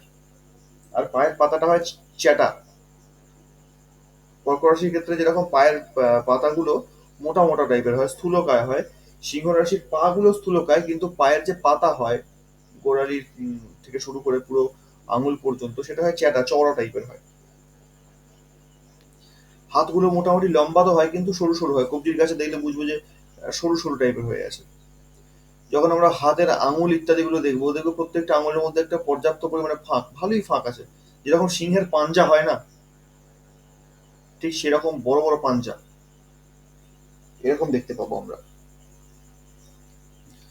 তারপর এটা তো দৈহিক বিবরণ চলে গেল। এদের স্বভাবটা হচ্ছে এরকম স্থির প্রকৃতি হয়। এদের মধ্যে যেরকম বৃষ রাশির যে চরিত্রটা হয়, তার 90% চরিত্র সিংহের সঙ্গেও যায়, একই রকম ব্যাপার। চট করে রেগে যায় না, রেগে গেলে সামনে গেছে চেনে না, এরকম একটা ব্যাপার।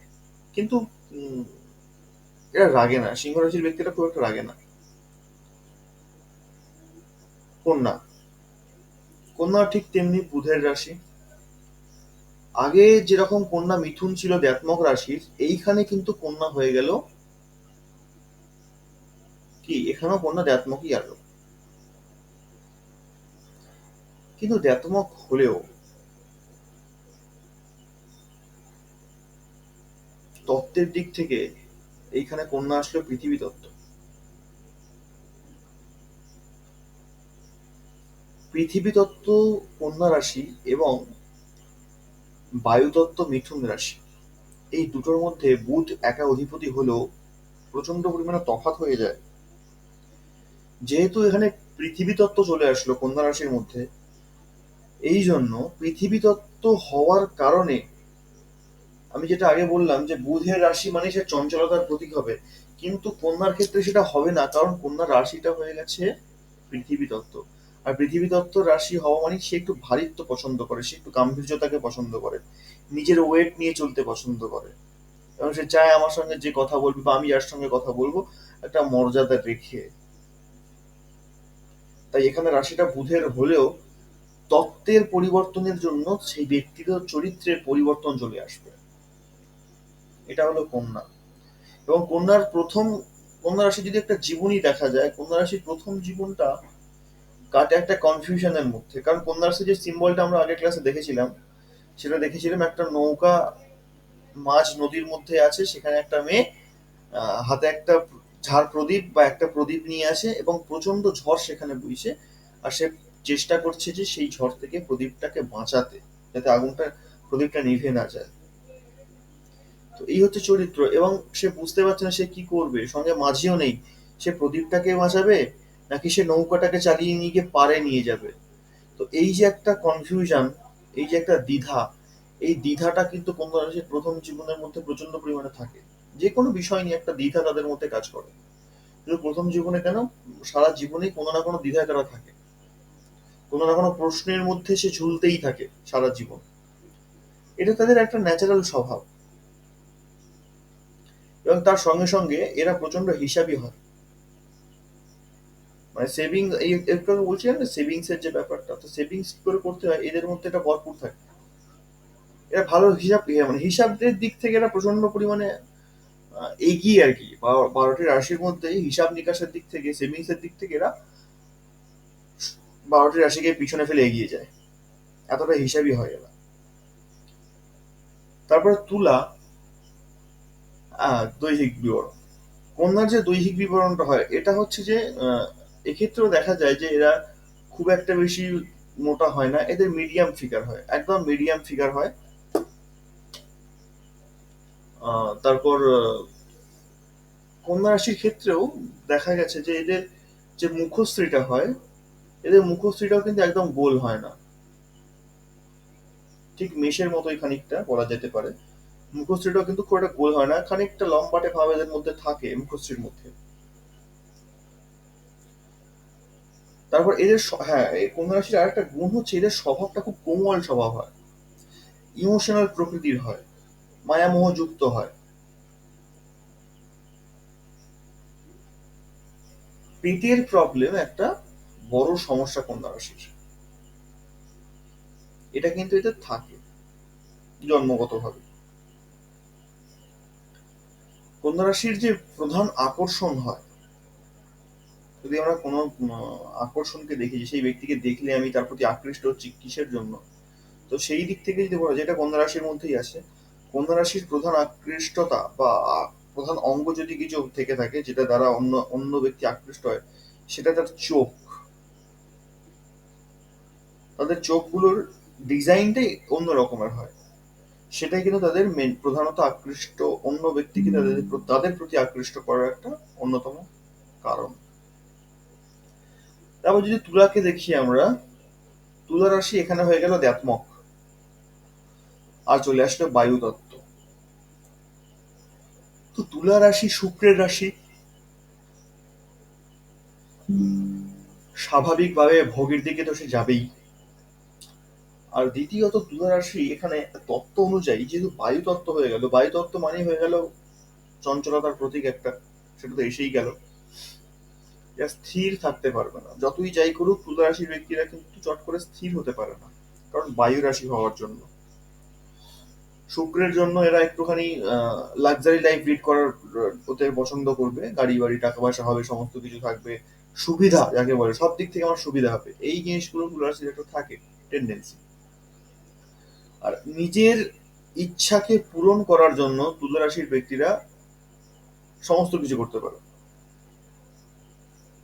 আমার এটা ইচ্ছে হয়েছে, আমাকে এটা পূরণ করতে হবে, তো এই ইচ্ছে পূরণের জন্য কিন্তু এদের মধ্যে ধৈর্য থাকে প্রচুর পরিমাণে। তো যতটা ধৈর্যের প্রয়োজন ততটা ধৈর্যই এরা ধরে। যদি এদেরকে বলা হয় না তুমি এটা পাবে একদম জীবনের শেষ প্রান্তে গিয়ে, তো তাই অপেক্ষা করবে যে হ্যাঁ আমি জীবনের শেষ প্রান্তে গিয়ে যদি পাই আমার কোনো আপত্তি নেই, আমি শেষ দিন অব্দি অপেক্ষা করব, কিন্তু আমি এটা নিয়েই ছাড়বো। এই হচ্ছে তুলা রাশির একটা স্বভাব। আর একটা স্বভাব তুলা রাশির যেটা থাকে সেটা হচ্ছে যে ডিটেকটিভ মাইন্ডের হয় এরা। বাড়ির মধ্যে যদি 10 জন সদস্য থাকে, সেই 10 জনের মধ্যে কোনো একজনের কোনো একটা জিনিস হারিয়ে গেছে, কোথায় হারিয়েছে কেউ কিন্তু জানে না, হয়তো বাড়ির মধ্যেই আছে, কোথাও না কোথাও সেটা পড়ে গেছে, হতে পারে। তো সেই জিনিসটাকে খুব সহজে খুঁজে আনার ক্ষমতা কিন্তু একমাত্র এই তুলা রাশিরই আছে। খুব সহজেই সেটাকে খুঁজে বের করে নিয়ে চলে আসবে কিন্তু তুলা রাশি। এইরকম একটা ডিটেকটিভ মাইন্ডের হয় তুলা রাশির ব্যক্তিরা। আহ আর একটা জিনিস হয় এদের এদের মধ্যে, তুলা রাশির ব্যক্তিদের মধ্যে, এরা চট করে পক্ষপাতিত্ব পছন্দ করে না।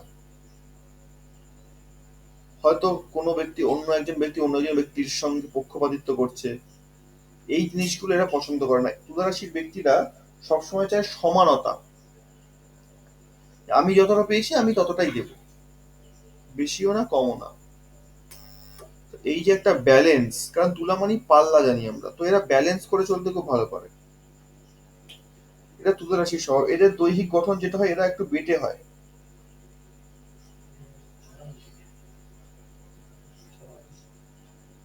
এরা একটু বেটে স্বভাবের হয়, বেটে দেখতে হয়, আর একটু স্থূলকায় হয়, একটু মোটা হয় তুলা রাশির ব্যক্তিরা, এবং জ্বর হওয়ার জন্য প্রচন্ড পরিমাণে চঞ্চলতা এদের মধ্যে থাকে। আচ্ছা, বৃশ্চিক, এবার বৃশ্চিকে আসি আমরা। বৃশ্চিক স্থির রাশি, মঙ্গলের রাশি হলেও বৃশ্চিক যেহেতু স্থির এবং জল রাশি, যেটা আমরা আগেই বললাম কর্কটের ক্ষেত্রে, কর্কট যেরকম জল রাশি ঠিক একই রকম স্বভাব কিন্তু বৃশ্চিকেরও। কিন্তু বৃশ্চিকের মধ্যে স্পেশাল কিছু গুণ আছে। বৃশ্চিক রাশির ব্যক্তিরা প্রচন্ড প্রতিশোধ স্পৃহা এদের মধ্যে থাকে। মানে হয়তো আজকে কোনো একজন ব্যক্তি কোনো কারণে আমাকে এমন কিছু কথা বলে দিয়েছে যেটা আমার আমার এখন, আমি যদি ধরি আমার বৃশ্চিক রাশি, তো আমি কোনো একটা সভায় বা কোনো একটা ক্ষেত্রে গেছি, সেখানে কোনো একজন ব্যক্তি আমাকে এমন একটা কথা বলেছে যেটা আমার অপমানজনক বলে মনে হয়েছে। তো এই যে কোনো একটা কথা আমার অপমানজনক বলে মনে হলো, তো এইবার এই বৃশ্চিক রাশি ব্যক্তির মধ্যে একটা ক্ষোভ উৎপন্ন হলো, একটা জিনিস তৈরি হলো। সে মনে মনে ভাবতে থাকছে যে না, এই কথাটার জবাব আমি আজকে দিতে পারিনি, আমি একটা সময় এই জবাবটা নিশ্চয়ই দেব, আমি এই জবাবটা দেবই। এমন একটা সময় আমারও আসবে যখন আমি ওর জায়গায় থাকবো আর ও আমার জায়গায় থাকবে। তো সেই সময়টাকে আনার জন্য, সেই দিনটাকে আনার জন্য বৃশ্চিক রাশি সেই যে পরিশ্রম শুরু করে, ততদিন পর্যন্ত ও থামবে না যতদিন না ও ওর প্রতিশোধ নিতে পারছে। এই একটা স্পৃহা এদের মধ্যে প্রচন্ড থাকে। আর যখন মাঝে মধ্যেই বৃশ্চিক রাশির এরা চট করে তো রেগে যায় না, আর রেগে গেলে নিজের রাগকে কন্ট্রোল করা এদের পক্ষে সম্ভব হয় না। এটা একটা বড় দোষ বৃশ্চিকের, প্রচন্ড বড় দোষ। রাগছে না যখন, ততক্ষণ তো ঠিক আছে, চট করে রাগেও না, ঠিক আছে বাবা যা বলছিস বলছিস, ঠিক আছে বাবা বাচ্চা করে বুঝিয়ে দিলাম, অসুবিধা নেই, ঠিক আছে। কিন্তু রেগে গেছে কোনো কারণে, একবার ধৈর্যের বাঁধ ভেঙে গেছে, তখন সামনে কে আছে দেখার দরকার নেই, তখন দিক বিদিক শূন্য হয়ে রাগের মাথায় যা আছে তাই করে ফেলে। কিন্তু এটা একটা গুণ, রাগের মাথায় কিছু একটা করে ফেললো বটে, তারপরে যখন ভাবনা আসে যে এর আমি কি করলাম, তখন একটা অনুশোচনা কাজ করে। কিন্তু তখন অনুশোচনা করে কি লাভ, যা করার তো করেই করা হয়েই গেছে। তো নিজের উপরে অঙ্কুশ টানা, নিজেকে কন্ট্রোল করা, এটা কিন্তু এদের পক্ষে সম্ভব হয় না বৃশ্চিকের ক্ষেত্রে। আর একটা বৃশ্চিকের নেগেটিভ গুণ থাকে, যদি চন্দ্রের অবস্থান খুব খারাপ থাকে, তার সঙ্গে মঙ্গলের অবস্থান খুব খারাপ থাকে, তাহলে খুবই নেগেটিভ একটা জিনিস বৃশ্চিকের মধ্যে আসে। চারিত্রিক দিক দিয়ে বৃশ্চিক খুব তাড়াতাড়ি কিন্তু নেমে যায়, নিজের চরিত্রকে ঠিক জায়গায় ধরে রাখতে পারে না। তবে এটা তখনই সম্ভব যখন চন্দ্র এবং মঙ্গল উভয়েরই অবস্থান খুব জঘন্যতম হবে, এবং তার সঙ্গে সঙ্গে রাহু, তখনই চারিত্রিক দিক থেকে কিন্তু বৃশ্চিক নামবে, তার আগে নামবে না। কারণ বৃশ্চিক রাশিতে চন্দ্র নিচস্থ হয়, আমরা জানি। তো চন্দ্র নিচস্থ হওয়ার কারণে কিছু নেগেটিভ প্রভাব তো আসেই, কিন্তু সেই চন্দ্রের ওপরে যদি রবির দৃষ্টি পড়ে অথবা বৃহস্পতির দৃষ্টি পড়ে, তাহলে সেই চন্দ্রই নিচস্থ হওয়া সত্ত্বেও এতটাই শুভ হয়ে যায়, সেই বৃশ্চিক রাশির ব্যক্তিকে এমন জায়গায় নিয়ে চলে যায় যেটা ধরা ছোঁয়ার বাইরে। বর্তমান প্রধানমন্ত্রীকে আমরা দেখতেই পাচ্ছি সেরকম, তারও তো বৃশ্চিক রাশি, কিন্তু কখনো রাগতে দেখেছি তাকে, এত জল্পনা হওয়া সত্ত্বেও তাকে কখনো আমরা রাগতে দেখিনি, কখনো চট করে রোগে পড়তে দেখিনি, কখনো কোনো সবার মধ্যে কথা বলছে খুক খুক করে কেসে দিল বা হ্যাচ্ছ করে দিল, এরকম কোনো সিমটম কিন্তু এত বছরে আমরা কখনো দেখিনি। কারণ বৃশ্চিক রাশির মধ্যে একটা গুণ থাকে, এরা প্রচন্ড অনুশাসন পছন্দ করে, যেটা অন্য কোনো রাশির মধ্যে কিন্তু সচরাচর দেখতে পাওয়া যায় না, যেটা বৃশ্চিকের মধ্যে দেখতে পাওয়া যায়। এরা প্রচন্ড অনুশাসন প্রিয়, একটা রুটিন মেনটেন করে চলতে ভালোবাসে। এরা চট করে সেই রুটিনকে ভেঙে দিয়ে সে তার বাইরে বেরিয়ে আসবে এরকম কিন্তু পছন্দ করে না, বা রুলস কখনো ব্রেক করতে পছন্দ করে না, প্রচন্ড ডিসিপ্লিন থাকতে পছন্দ করে বৃশ্চিক রাশির ব্যক্তিরা। দৈহিক গঠনের দিক থেকে বলতে গেলে এরা লম্বাটে হয়, এবং রোগা রোগা স্বভাবটা এদের মধ্যে থাকে, মানে রোগা ধাঁচটা এদের মধ্যে থাকে, এবং ছাতির দিক থেকে একটু চওড়া টাইপের হয়। এই হচ্ছে বৃশ্চিক রাশির গঠন। ধনু রাশি, এই ধনু রাশির যে ব্যাপারটা আছে, এইখানে একটু ভাবনার বিষয় আছে। বৃহস্পতির রাশি ধনু রাশি, কিন্তু বৃহস্পতির তাবৎ গুণাবলী এই রাশির মধ্যে দেখতে পাওয়া যায় না। কারণ ধনু রাশি এক হচ্ছে অগ্নি রাশি, অগ্নিতত্ত্বের মধ্যে পড়ছে, দ্বিতীয়ত দ্যাত্মক। এই যে অগ্নি রাশি এবং দ্যাত্মক রাশি, এর পুরো স্বভাবটা ধনু রাশি পায়। এবং যারা নামী ধনু এরা প্রচন্ড পরিমাণে লম্বা হয়।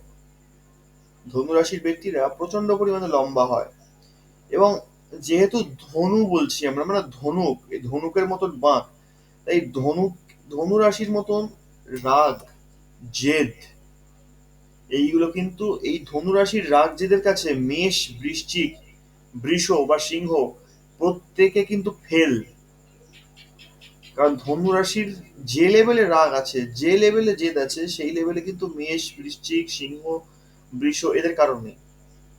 কারণ এরা একটা সময় পরে বুঝে যায় যে না, এটা হয়তো সম্ভব না, এটা দরকার নেই, সবাই যখন বলছে আমার শোনা উচিত। ধনু কিন্তু সেটা নয়। ধনু একবার যখন মুখ দিয়ে বলে দিয়েছে এটা আমার চাই, এটা আমি করব, বা এটা আমাকে দিতে হবে, দুনিয়া এদিক থেকে ওদিক হয়ে গেলেও ওটা ওকে দিতে হবে। সেটা বাবা মা দুঃসাধ্য থাক কি সুসাধ্য থাক তার দেখার দরকার নেই, তার সেটা পছন্দ হয়েছে, তাকে ওটা নিতেই হবে। এই হচ্ছে ধনু। যদি কোনো কিছু একবার ধনুরাশি স্থির করে নেয়, সেটাও করেই ছাড়বে। যে কোনো ক্ষেত্রে, যে কোনো বিষয়ে যদি স্থির করে নিয়েছে কোনো জিনিস, তাহলে সেটাও করবেই, ওকে কেউ আটকাতে পারবে না। এবং এর মধ্যে প্রচুর পরিমাণে এনার্জি আছে, প্রচুর এনার্জি আছে। এবং তার সঙ্গে সঙ্গে বৃহস্পতির রাশি হওয়ার জন্য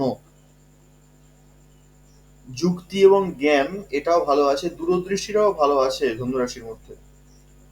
তাই এরা জেদ তো করে বটে, কিন্তু জেদটা ভেবেচিন্তেই করে, যে না এখন এই জেদটা করা ঠিক হবে না, হবে না। কারণ এরা এরা বোঝে এদের কি চাই, আর সেই রকম ভাবে এরা নিজেদের ইচ্ছাকে পূর্ণ করে নেয়। ধনুরাশির চেহারা তো বলিয়ে দিলাম। ধনুরাশির আর একটা জিনিস যেটা খুব ভালো না সমাজের জন্য, পারিবারিক ক্ষেত্রেও বা যাই হোক না কেন, যেটা উচিত না, জেদ রাগ তো একটা আছেই ধনুরাশির মধ্যে। আর একটা জিনিস হচ্ছে এরা প্রচন্ড পরিমাণে তর্ক করে। হয়তো তার সামনে যে কথা বলছে বা যে তাকে বোঝাচ্ছে সে এর থেকে অনেক বড়, জ্যেষ্ঠ, প্রচন্ড জ্ঞান রাখে, কিন্তু ধনুরাশি যদি একবার কোনো জিনিস বুঝে যায়, বা যদি হয়তো সে আগে কোথাও শুনেছে যে সূর্য পশ্চিম দিকে ওঠে, ধনুরাশির ব্যক্তিকে কেউ ছোট থেকে বুঝিয়ে এসছে সূর্য পশ্চিম দিকে ওঠে, এবার কোনো জ্ঞানী ব্যক্তি এসে ধনুরাশির ব্যক্তিকে বোঝাচ্ছে যে না বাবা, সূর্য পশ্চিমে না, সূর্য পূর্ব দিকে ওঠে। তো যেহেতু সে আগে থেকে জেনে আসছে যে সূর্য পশ্চিম দিকে ওঠে, তো সেই ধনুরাশির ব্যক্তিকে যতই তথ্য ঠিক হোক না কেন যে সূর্য পূর্ব দিকে ওঠে, তাকে বোঝানো সম্ভবই না। কারণ সে তর্ক করবে রীতিমতো, না আপনি ভুল জানেন, আমি ঠিক জানি। এই যে আমিকে প্রতিষ্ঠিত করতে গিয়ে ধনুরাশি বহু জায়গায় মার খায়। তাই ধনুরাশির মধ্যে আমিত্ব ব্যাপারটা প্রচন্ড পরিমাণে থাকে, অহংকার, আর প্রচন্ড ইগো হয় এদের। এই যে কটা অগ্নিরাশি আছে না, অগ্নিরাশির মধ্যে প্রচন্ড পরিমাণে ইগো থাকে। এটা কিন্তু মেষের ক্ষেত্রেও যা, সিংহর ক্ষেত্রেও তা, আর ধনুর ক্ষেত্রেও তাই। ইগোটা এদের প্রচন্ড পরিমাণে থাকে। এদের ইগোতে যদি কেউ একবার আঘাত করে দেয়, ব্যাস তার সঙ্গে চিরকালের শত্রুতা হয়ে গেল। এই জিনিসটা নেগেটিভ দিক অগ্নিরাশিগুলোর। তারপরে মকর আসছে। মকর চর, চর রাশি, কিন্তু চর হওয়ার সঙ্গে সঙ্গে স্থিরও বটে। এইখানে একটা জিনিস, রাশি হয়ে গেল চর। চর মানে আমরা জানি চঞ্চল, চর মানে আমরা জানি রজগুণী। কিন্তু রজগুণী হওয়া সত্ত্বেও, চর রাশি হওয়া সত্ত্বেও তার তত্ত্ব হয়ে গেছে পৃথিবী। তো এই শুধুমাত্র পৃথিবীর তত্ত্ব হয়ে যাওয়ার কারণে মকর রাশির মধ্যে তাবৎ চঞ্চলতা কিন্তু দেখা যাবে না। মকর রাশি স্থিরতা পছন্দ করে শুধুমাত্র পৃথিবীর তত্ত্ব হওয়ার কারণে। একটা জিনিস কি খেয়াল করেছেন, আমরা এখানে তত্ত্ব পড়ছি, তার সঙ্গে সঙ্গে চর রাশি নাকি ঋণাত্মক রাশি নাকি স্থির রাশি এটাকেও পড়ছি। কিন্তু এই তত্ত্ব আর চর ইত্যাদি এইগুলোর মধ্যে আমি কিন্তু সব থেকে বেশি গুরুত্ব দিচ্ছি তত্ত্বকে। চর স্থির ঋণাত্মকেরও অবশ্যই গুরুত্ব আছে, কিন্তু তার থেকেও আমি তত্ত্বকে বেশি অধিক গুরুত্ব দিচ্ছি। তাই আপনারা যখন বিচার করবেন অবশ্যই তত্ত্বকে অধিক গুরুত্বপূর্ণ মনে করে বিচার করবেন। কারণ এই মকরের ক্ষেত্রে আমরা দেখতে পাচ্ছি, এক তো মকর চর রাশি, প্রচন্ড চঞ্চল হওয়ার কথা, চর মানেই চঞ্চল। আচ্ছা, দ্বিতীয়ত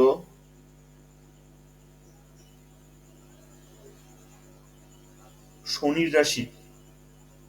হ্যাঁ, একটা পজিটিভ দিক, শনি প্রচন্ড ধীর ধীর গতিতে চলে, শনির মধ্যে চঞ্চলতা নেই, এটা ঠিক কথা।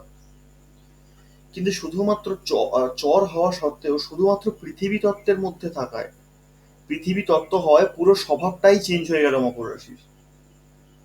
মকর রাশি ব্যক্তিরা যদি দৈহিক বিবরণ দেওয়া যায়, এরা প্রচন্ড লম্বা হয়, এরা প্রচন্ড লম্বা হয় এবং চওড়া হয়। ধনুরাশি যেরকম হয় লম্বাটে, এরা চওড়া খুব একটা হয় না। কিন্তু একমাত্র মকর রাশি বা মকর লগ্নের ক্ষেত্রেই এই গুণাবলীটা আছে, এরা যেমন লম্বা তেমন চওড়া হয়। এবং মকর রাশির ব্যক্তিদের মধ্যে বা মকর লগ্নের ব্যক্তিদের মধ্যে দৈহিক বিবরণের দিক থেকে একটা জিনিস আমরা নেগেটিভ পাই, এদের পায়ের বুড়ো আঙুল। পায়ের বুড়ো আঙুলের যে নখটা থাকে, সেই নখের মধ্যে সমস্যা থাকে, মানে নখটা না ভিতরের দিকে ঢোকা মতন হয়ে থাকে। আমাদের স্বাভাবিক যেরকম নখ হয় সেরকম নখ কিন্তু মকর রাশি বা মকর লগ্নের ব্যক্তিদের হয় না। এটা এদের চেনার একটা সিমটম বলতে পারি বা পদ্ধতি বলতে পারি, পায়ের নখ। মকর রাশি ব্যক্তিদের ধৈর্য অসীম থাকে। যে কটা পৃথিবী তত্ত্বকে দেখেছি আমরা, পৃথিবী তত্ত্বের রাশি যে কটা, এদের ধৈর্য প্রচন্ড পরিমাণে থাকে। পৃথিবী মানেই যে ধৈর্য ধরে থাকতে পারে, তো মকর তাদের মধ্যে একটা, কিন্তু ধৈর্য ধরে রাখার ক্ষমতা এর মধ্যে অসীম। মকরের দূরদৃষ্টতাটা প্রচন্ড, এরা বুঝতে পারে, এদের মধ্যে একটা ক্ষমতা থাকে, এরা অ্যাস্ট্রোলজি পড়ুক বা না পড়ুক, জ্যোতিষ জানুক বা না জানুক, অন্য ব্যক্তিকে দেখে তার সম্পর্কে এরা যা কিছু বলে দেবে, হয়তো আন্দাজেই বলছে, হয়তো তার মনে হয়েছে বলছে, কিন্তু সেইগুলো প্রত্যেকটা সঠিক হবে। যে একটা অদ্ভুত ক্ষমতা ওরা জন্ম থেকেই প্রাপ্ত হয়ে যায় মকর রাশির ব্যক্তিরা। মকর রাশির ব্যক্তিদের মধ্যে যেরকম ধৈর্য থাকে, আর একটা জিনিস থাকে, এরা মকর রাশি ব্যক্তিদের মধ্যে আপনি যতই অত্যাচার করুন না কেন, এদেরকে না প্রচুর টর্চার করা যায়, প্রচন্ড রকম ভাবে টর্চার করা যায়, প্রচন্ড রকম অত্যাচার করা যায়, সমস্ত অত্যাচার কিন্তু এরা সহ্য করে নেবে। অর্থাৎ সহ্য করার যে ক্ষমতাটা, মানসিক দিয়ে হোক বা শারীরিক দিক দিয়ে হোক, সব দিক দিয়ে সহ্য করার ব্যাপারটা মকর রাশির মধ্যে প্রচন্ড পরিমাণে থাকে, মকর লগ্ন হোক বা রাশি হোক, যাই হোক না কেন। তার সঙ্গে সঙ্গে যেহেতু শনির রাশি, শনি যদি স্ট্রং হয় আর দেখতে নেই, এরা একদম দুনিয়াকে ছাড়িয়ে চলে যাবে, মানে সবার ওপর দিয়ে। এদের এদের সহ্য ক্ষমতার জন্যই কিন্তু এরা বিখ্যাত হয়ে যায়, মকর রাশির ব্যক্তিরা সহ্য করার ক্ষমতা প্রচন্ড থাকে। আর এরা ধৈর্য ধরে রাখার কারণে মকর রাশি বা মকর লগ্ন ব্যক্তিদের ক্ষেত্রে দেখা যায় এরা কিন্তু একটা সময় পর গিয়ে প্রচন্ড ধনী হয়। কারণ নবগ্রহের মধ্যে ধনী যদি কেউ করতে পারে, প্রচন্ড পরিমাণে ধনী যদি কেউ করতে পারে, সেটা একমাত্র শনি। প্রচন্ড পরিমাণে ধনী কিন্তু শুক্রও করতে পারে না, কারণ শুক্র আমাদের লাক্সারি লাইফ লিড করতে সাহায্য করে, ভোগ করতে সাহায্য করে। কিন্তু অর্থের প্রাচুর্যতা এবং প্রচন্ড পরিমাণে অর্থের ওপর যে বসে থাকা, এই ব্যাপারটা শনি ছাড়া কিন্তু কোনো গ্রহের পক্ষে দেওয়া সম্ভব নয়। আজ অব্দি আমরা যত বড় লোককে দেখেছি বা দেখছি বর্তমানে, শনি যদি ফেভারে না থাকতো তারা কখনোই ওই জায়গায় পৌঁছতে পারতো না। অর্থের দিকে মজবুত হতে গেলে, আর্থিক দিক থেকে মজবুত হতে গেলে শনির ফেভারে থাকাটা অত্যন্ত প্রয়োজনীয়। এই জন্য যেহেতু শনির রাশি মকর এবং কুম্ভ, এই দুই রাশি কিন্তু প্রচন্ড পরিমাণে ধনী হয়ে থাকে যদি শনির অবস্থান ঠিক থাকে। তারপর আসছে কুম্ভ রাশি। কুম্ভ রাশি কি না, কুম্ভ রাশি হচ্ছে বায়ু তত্ত্ব, তার সঙ্গে সঙ্গে স্থির রাশি। এইখানে একটুখানি বিভেদ ঘটে গেল, তত্ত্বের প্রাধান্যই কিন্তু বেশি হলো এখানে। কুম্ভ রাশি স্থির, কিন্তু বায়ু তত্ত্ব হওয়ার কারণে এর মধ্যে চঞ্চলতা প্রবেশ করে গেল। কারণ আমরা যে পড়েছি যে কটা বায়ু রাশি হবে সে কটাই কিন্তু এর মধ্যে চঞ্চলতাটা ভালো থাকবে, ভালো পরিমাণে থাকবে। তো কুম্ভ রাশির মধ্যেও ঠিক তেমনি স্থির রাশি হওয়া সত্ত্বেও বায়ু রাশি হওয়ার কারণে এদের মধ্যে চঞ্চলতাটা থাকবে, বিশেষ করে মানসিক দিক থেকে। আর যদি শনির দৃষ্টি থাকে বা শনির অবস্থান ভালো থাকে, উচ্চস্থ ক্ষেত্র বা স্বক্ষেত্রস্থ বা ত্রিকোণস্থ ইত্যাদি জায়গা থাকে, সেক্ষেত্রে একটু স্থির হতে পারে, একটু স্ট্রং হতে পারে। নচেত হবে না, তার মধ্যে চঞ্চলতা সদাই কাজ করবে, সর্বদাই চঞ্চল ভাব একটা ওর মধ্যে থাকবেই, যতই স্থির রাশি হোক না কেন। কুম্ভ রাশির একটা গুণ বিরাট, যেটা মহিলাদের ক্ষেত্রে, যেটা কুম্ভ রাশির জাতিকা মহিলা বিশেষ করে, এদের ক্ষেত্রে বলা হয় এরা সাক্ষাৎ লক্ষ্মী স্বরূপা। মানে যে বাড়িতে যাবে ধনধান্য একদম উপচে পড়বে, সব দিক থেকেই লাভ। মানে কুম্ভ রাশির মহিলাদেরকে এক কথায় শাস্ত্র স্বয়ং দেবী মহালক্ষ্মীর সঙ্গে তুলনা করেছে। কুম্ভ রাশির মহিলা মানেই সে লক্ষ্মীর সমান, এই রকম ভাবে তুলনা করা হয়েছে কুম্ভ রাশির মহিলাদেরকে। তাই এরা প্রচন্ড সৌভাগ্যবতী হয়ে থাকে। হ্যাঁ, অবশ্যই বাকি গ্রহদের অবস্থান ইত্যাদি সেগুলো বিচার্য বিষয় একটা বটে, কিন্তু স্বাভাবিকভাবে প্রাথমিক দৃষ্টিতে কুম্ভ রাশির জাতকদের নয়, কিন্তু জাতিকাদের, মেয়েদেরকে স্বয়ং দেবী লক্ষ্মীর রূপ বলে মনে করা হয়। তাই তারা যেখানেই যাবে, যেখানেই অবস্থান করবে, সেখানে সমৃদ্ধি ভরে উঠবে, উপচে পড়বে যাকে বলা হয়। কুম্ভ রাশির যে গঠন, দৈহিক গঠন যেটা হয়, সেটা এরা খুব একটা বেশি লম্বা হয় না, এরা মিডিয়াম হাইটের হয়। এদের যেহেতু কুম্ভ বলছি, কুম্ভ মানে কি ঘরা, মানে কলস, তো সেই কলসের মতো এদের দেহটা হয়। এদের পেটটা একটু বড় সাইজের হয়, মুখটা একটু, কোনো কোনো ক্ষেত্রে মুখটা এদের গোল হয়, কোনো কোনো ক্ষেত্রে লম্বাটে হয়। এক্স্যাক্টলি গোল বা লম্বা সেটা বলা সম্ভব হয় না, চায় না। কুম্ভ রাশিরা যখন কথা বলবে, কুম্ভ মকর উভয়ই, এরা সব যেহেতু শনির রাশি, শনি যুক্তিবাদী, তো যুক্তির মধ্যে দিয়ে এরা কথা বলতে পছন্দ করে। চট করে কোনো জিনিসকে সহজে বিশ্বাস করে ফেললো, এই জিনিসগুলো এদের মধ্যে খুব একটা থাকে না। শনি স্ট্রং থাকলে তো থাকবেই না, এরা যুক্তি দিয়ে বৈজ্ঞানিক ভিত্তিক অনুযায়ী জিনিসটাকে বোঝার চেষ্টা করবে। তারপর কুম্ভ রাশিদের মধ্যে একটা জিনিস খুব ভালো থাকে, এরা সেভিংসটাকে খুব ভালো বোঝে। যেরকম কন্যা ঠিক সেরকম কুম্ভ সেভিংসটাকে খুব ভালো বোঝে, এবং সেভিংসটাকে বুঝলেও এরা কিন্তু খরচাও করে প্রাণ খুলে। কন্যাও খরচা করে, কিন্তু কন্যা খরচা করতে করতে সেভিংসটা ভাবে যে না, এতটা খরচা করা ঠিক হবে না, একটু জমিয়ে রেখে দিই। কুম্ভর ক্ষেত্রে সেটা না, কুম্ভ বলে আছে করছি, দাও উপর করে দাও, যতটা লাগে নিয়ে নাও, আমি আবার ঠিক ইনকাম করে নেবো, আমার অসুবিধা হবে না। কুম্ভর মধ্যে একটা কনফিডেন্স আছে। কন্যার মধ্যে কনফিডেন্স থাকলে কি হবে, কন্যা চট করে সবটা খালি করতে চায় না, কিন্তু কুম্ভ করে দেবে, অসুবিধা নেই। তো এই হলো কুম্ভের গুণাগুণ। তারপর হচ্ছে মীন রাশি। মীন রাশির যে ব্যাপারটা আছে, মীন রাশি বৃহস্পতির রাশি এবং দ্যাত্মক রাশি, তার সঙ্গে জল রাশি। জল রাশি হওয়ার কারণে দ্যাত্মক তো আছেই, সেটা আলাদা কথা, কিন্তু মীন রাশির একটা জিনিস, দ্যাত্মক হওয়া সত্ত্বেও যেহেতু জল রাশি, এই জন্য মীন রাশি প্রচন্ড জ্ঞানী হয়। যেটা আমরা বললাম, জলরাশি মানেই প্রচন্ড জ্ঞানী প্রকৃতি হবে। তো মীন রাশি মানেই কিন্তু প্রচন্ড জ্ঞানী প্রকৃতি, সেটা মীন রাশি হোক বা লগ্ন যাই হোক না কেন, এরা প্রচন্ড জ্ঞানী প্রকৃতি হয়, এবং জ্ঞানের একটা তৃষ্ণা এদের মধ্যে থাকে। যেখানেই দেখছে এরা জ্ঞান পেতে পারি, এরা সেখানেই ছুটে ছুটে যায়। কারণ মীন রাশিতে বৃহস্পতি খুব অ্যাক্টিভ হয়ে যায়। যদিও বা বৃহস্পতি ধনুর মধ্যে গিয়ে ত্রিকোণ প্রাপ্ত হয় বটে, কিন্তু মিনেও বৃহস্পতি খুব ভালো ফল দেয়, মিনেও বৃহস্পতি খুব অ্যাক্টিভ থাকে। বৃহস্পতি বৃহস্পতির একটা নেগেটিভ দিক, যেটা আমরা ধনুতে আলোচনা করেছিলাম, যেটা তর্ক করা। আমি যেটা জানি সেটাই শ্রেষ্ঠ, আমার উপরে শ্রেষ্ঠ কেউ নেই। মিনের ক্ষেত্রে সেটা হয় না। কিন্তু মিনের ক্ষেত্রে বৃহস্পতি বিনয়ী হয়ে যায় একটাই কারণ, জলরাশি হওয়ার কারণে। আর ওখানে অগ্নি রাশি থাকার জন্য বৃহস্পতি মাথা নত করতে চাইছে না, অহংকার এসে গেছে। অগ্নি মানে অহংকার, ধনুতে অহংকার এসে গেছে বলে বৃহস্পতি তখন মাথা নত করতে পারছে না। কিন্তু এখানে মীন রাশিতে জল এসে যাওয়ার কারণে বৃহস্পতির মধ্যে বিনয়ী ভাব প্রকাশ পাচ্ছে। তো যার জন্য মীন রাশির ব্যক্তিরা প্রচন্ড বিনয়ী প্রবৃত্তি হয়, বিনয়ী প্রকৃতি হয় এদের। যেখানে একটু জ্ঞান পাওয়া যায় সেখানে এরা ছুটে যায় যে আমি যদি এখান থেকে কিছু পেতে পারি, যদি আমার এই জ্ঞানটা কোনো কাজে লাগে। তো মীন রাশির ব্যক্তিরা প্রচন্ড জ্ঞান পিপাসু হয়,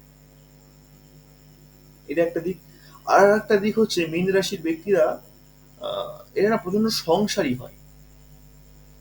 সংসারের জন্য কোনটা ভালো, সংসারের জন্য কোনটা উচিত নয়, কোনটা ঠিক, তারপর বিশেষ করে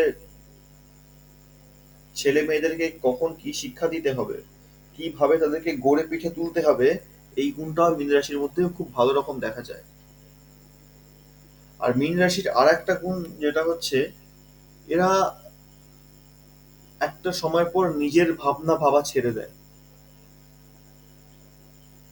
তখন তাদের ভাবনাই থাকে শুধুমাত্র তার সন্তান সন্ততিকে নিয়ে, আত্মীয় পরিজনকে নিয়ে। নিজের বিষয়ে এরা ভাবনাটা প্রায় ছেড়েই দেয়। মোটামুটি 25-26, ম্যাক্সিমাম 30 বছর এর পর থেকে তারা নিজের বিষয়ে ভাবনা চিন্তা করতে পারে না। মানে করতে চায় না বলা যায়, করতে পারে না এটাও বলা যায়, করে না। তারা নিজের পরিবারকেই নিজেকে সম্পূর্ণ উৎসর্গ করে দেয়। এটা কিন্তু মীন রাশির একটা বিরাট গুণ। আর সর্বদা জ্ঞানের পিছনে ছুটে বেড়ায়। তো মীন রাশির মধ্যে একটা স্বভাব হচ্ছে যে এরা একটা কনফিউশন ব্যাপার থাকে এদের মধ্যে কাজ করে সবসময়, কি করব না করব, কোন লাইনে যাব, ওখানে গেলে ঠিক হবে কিনা, এই একটা ভীতি। এই ভীতিটা মীন রাশির মধ্যে একটা থাকে, সবসময়ই থাকে এটা। আর একটা জিনিস যেটা মীন রাশির মধ্যে যেটা বললাম যে একটা সময় পর নিজের ভাবনা ছেড়ে দেয়, সন্তান সন্ততি বা পরিবার পরিজনকে নিয়েই ভাবনা চিন্তা করতে থাকে। কিন্তু একটা বিষয় হচ্ছে আহ, এদের মধ্যে ধার্মিক প্রবৃত্তিটা এত পরিমাণে থাকে যে যখন একটু বয়সটা মোটামুটি 40-50 ইত্যাদি এরকম কাছাকাছি চলে গেছে, তখন ধর্ম নিয়ে এতটাই মেতে ওঠে, এতটাই মেতে ওঠে, সংসার ছেড়ে চলে যাওয়ার উপক্রম হয়ে ওঠে। সব ক্ষেত্রে সম্ভব হয় না বা সব ক্ষেত্রে এটা প্রযোজ্য না, কিন্তু বহু ক্ষেত্রে দেখেছি যে মীন রাশির ব্যক্তিরা একটা সময়ের পর আর সংসারে মন টিকছে না, আর ভাল লাগছে না, অনেক করে ফেলেছি এতদিন, আর ঠিক লাগছে না, এবার যেন চলে যেতে পারলেই হয়। আর মোক্ষ, মোক্ষ যোগের যে প্রবল ইচ্ছা, মোক্ষ যোগ কোন যোগ হয় সেটা তো জানি আমরা প্রত্যেকে, কিন্তু আমি মোক্ষ যোগের কথা বলছি না। মোক্ষের যে প্রবল ইচ্ছা, এটা মীনের মধ্যেই কিন্তু সব থেকে বেশি প্রবল থাকে, বাকি 12টা রাশিকে বাদ দিয়ে। আমি মোক্ষ পাবো, আমার আর জন্ম হবে না, আমি একদম ঈশ্বরের সঙ্গে সমাহিত হয়ে যাব, এই যে ঈশ্বর প্রণিধান ভাবনা, এটা কিন্তু মীনের মধ্যে সর্বাধিক থাকে। এবং তারা সেদিকে চলে যাওয়ার জন্য প্রচন্ড পরিমাণে চেষ্টাও করে বটে, কিন্তু যোগ না থাকলে তো সেটা হবে না। তো যাই হোক, এই ছিল আমাদের 12টা রাশি। তো সর্বপ্রথম একটা ছক খুলে আমরা লগ্ন এবং রাশিকে দেখবো। রাশিকে দেখা মাত্রই, লগ্নকে দেখা মাত্রই সেই ব্যক্তির যে চরিত্রটা সেই সম্বন্ধে বলবার চেষ্টা করব। এটা আমাদের প্রথম কাজ হবে। গ্রহদের অবস্থান, নক্ষত্র, এগুলো আমরা পরে দেখবো, এগুলো আমাদের প্রথমে দরকার নেই। প্রথম ছক খুলে এটা আমাদের দরকার পড়বে না। আমাদের প্রথম ছক খুলে যেটা দরকার পড়বে সেটা হচ্ছে লগ্ন এবং রাশি, এই দুটো।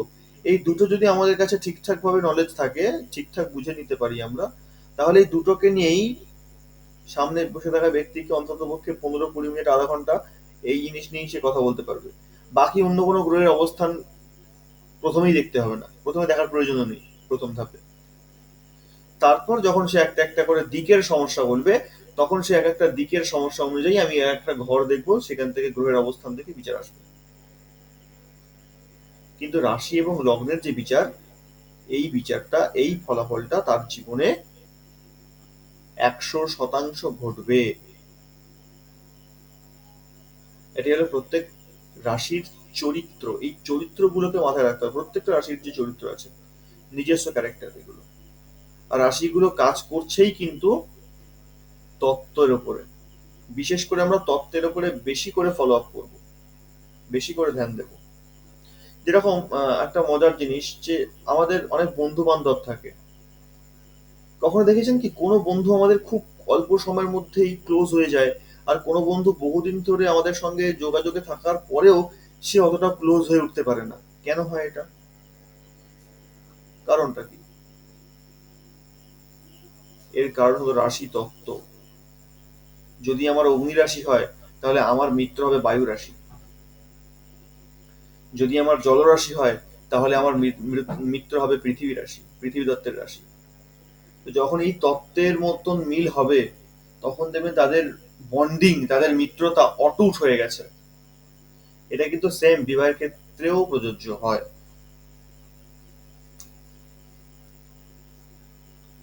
জোটক বিচারের ক্ষেত্রে বহু কথা বলা আছে, যেরকম তৃতীয় দশম, সেম সেম রাশি, সপ্তম সপ্তম রাশি, এরকম বহু রকম জোটক বিচারের কথা বলছে। এগুলো উত্তম হয়, কিন্তু সর্বক্ষেত্রে উত্তম কখনোই হয় না। কারণ দেখা গেল বললো যে তৃতীয় দশম রাশি খুব ভালো হয়। যদি আমি তৃতীয় দশম রাশিকে দেখি, আমি যদি এখন ধরি মেষ রাশি, মেষ রাশি তৃতীয় রাশিকে বুধ হচ্ছে, আর বুধের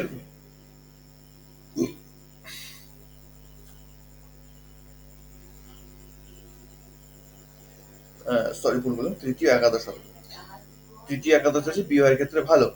তো তৃতীয় একাদশ বিবাহের ক্ষেত্রে ভালো, আর মেষের ক্ষেত্রে দেখা যাচ্ছে তৃতীয় রাশি মিথুন, আর মিথুনের ক্ষেত্রে একাদশ রাশি মেষ। তো এই দুজনে কি বিবাহ হতে পারে? প্রথম প্রশ্ন। শাস্ত্র কিন্তু বলেছে তৃতীয় একাদশ বিবাহের ক্ষেত্রে প্রযোজ্য, দেয়া যেতে পারে। এটাকে দিতে পারি? তখন আমরা তত্ত্ব বিচার করব যে মেষ রাশি অগ্নির রাশি, আর এদিকে মিথুন রাশি হচ্ছে বায়ুতত্ত্বের রাশি, তাহলে দিতে পারি। কিন্তু শুধু এইটুকু বিচার করলেই হবে না, এদের গ্রহগুলোকেও বিচার করতে হবে। মেষ রাশির অধিপতি মঙ্গল, মিথুন রাশির অধিপতি বুধ, এই দুজনের মধ্যে কি মিল আছে? আমরা যেরকম তত্ত্বকেও মেলাবো তার সঙ্গে সঙ্গে আমরা গ্রহগুলোকেও মেলাবো, গ্রহদের মধ্যেও মিত্রতার প্রয়োজন আছে, নচেত কিন্তু সমস্যা আছে। আবার বলা হয়েছে যে চতুর্থ দশম বা পঞ্চম নবম রাশিও বিবাহের ক্ষেত্রে প্রযোজ্য, এটাও বলা আছে। চতুর্থ যদি দশমে যদি যাই, তাহলে মেষের ক্ষেত্রে দেখতে পাচ্ছি চতুর্থ রাশি কর্কট, আর কর্কটের ক্ষেত্রে দশম রাশি হচ্ছে মেষ। তাহলে এইখানে দেখতে পাচ্ছি চন্দ্র মঙ্গলের মধ্যে মিত্রতা প্রবল আছে, কিন্তু মেষ হয়ে গেল অগ্নি রাশি আর কর্কট হয়ে গেল জল রাশি। তাহলে কি বিবাহ দেওয়া ঠিক হবে? একদম না। বিবাহ দেওয়া মাত্রই অশান্তি শুরু হয়ে যাবে, মিলই হবে না দুজনের মধ্যে। কারণ দুজনের তত্ত্বই শত্রু তত্ত্ব, অগ্নি আর জলের মধ্যে প্রবল শত্রুতা আছে। যতই গ্রহদের মধ্যে মৈত্রী থাকুক না কেন, তত্ত্বের মধ্যে কোনো মিল নেই, তাহলে সঙ্গে সঙ্গে নাকচ। অথচ শাস্ত্র বলেছে কিন্তু চতুর্থ এবং দশম বিবাহ প্রযোজ্য। এইগুলোই আমাদের বিচারের প্রয়োজন হয়, এইগুলোই আমাদের দেখতে হয়। বইয়ে তো সমস্ত কিছুই লেখা থাকে, কিন্তু কোনটা সঠিক আর কোনটা অ্যাপ্লিকেবল সেটা আমাদেরকে, এইগুলোই অ্যাকচুয়ালি গুরুমুখী বিদ্যা হয়। তো যাই হোক, মোটামুটি রাশির চরিত্র বা লগ্ন এবং রাশি দেখে আমরা ফলাফল বলতে পারবো।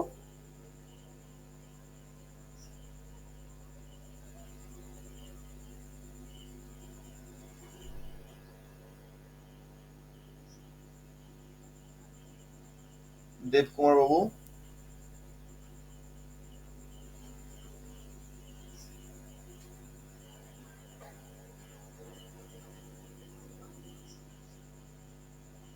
হ্যাঁ স্যার বলুন। বোঝা গেছে? হ্যাঁ স্যার। মোটামুটি এবার ফলাফল বলতে পারবেন তো প্রথম শখ খোলা খোলা মাত্রই? হ্যাঁ এবার এটাকে প্র্যাকটিসে আজকে, হ্যাঁ অনেকটা বোঝা গেছে আজকে স্যার। বাকিদের মোটামুটি যারা আছেন সবটা ক্লিয়ার তো? আমি যদি কোনো প্রশ্ন থাকে বলতে আমি আবার রিপিট করতে পারি, অসুবিধা নেই। না, আপনি একটা কথা বলেছিলেন যে আপনি আমাদের বলে দেন বইয়ে কোথায় পড়তে হবে, কারণ অনেক কিছু বললেন, এগুলো শুনলাম ভালো লাগলো, আর হয়তো এই কটা জিনিস আমরা লিখলাম মনে রাখ, কিন্তু ওভারঅল জিনিসটার জন্য আপনি বলেছিলেন বইয়ের একটু বলে দেবেন, হ্যাঁ, সেটা বই যদি তো। একটু করে দেন। আচ্ছা, বই কি প্রত্যেকে কিনেছেন? বই সবার কাছে অ্যাভেলেবেল আছে এখন? আমি তো যেটা বলেছি অশোক কুমার বই, ওই বইটা আছে। আচ্ছা, বইয়ের মধ্যে আপনারা প্রথমে যেটা ফলো করবেন সেটা হচ্ছে, দেখবেন প্রথম দিকে গ্রহদের সম্পর্কে লেখা আছে। যেরকম প্রথমে রবি গ্রহ লেখা আছে, রবি গ্রহের চরিত্র লেখা আছে, তারপর রবি গ্রহের শুভ রং, তার ধাতু কি, রবি গ্রহ কি কি রোগ দিয়ে থাকে, রবি কোথায় উচ্চস্থ হয়, কোথায় নিচস্থ হয়, কোথায় ভালো ফল দেয়, কোথায় খারাপ ফল দেয়, এরকম ভাবে না এক একটা গ্রহ লিখে তার একদম ডিটেলস লেখা আছে। এবার বিভিন্ন বই ওই চ্যাপ্টারের নাম বিভিন্ন রকম, কোথাও লেখা আছে গ্রহ কারকতা,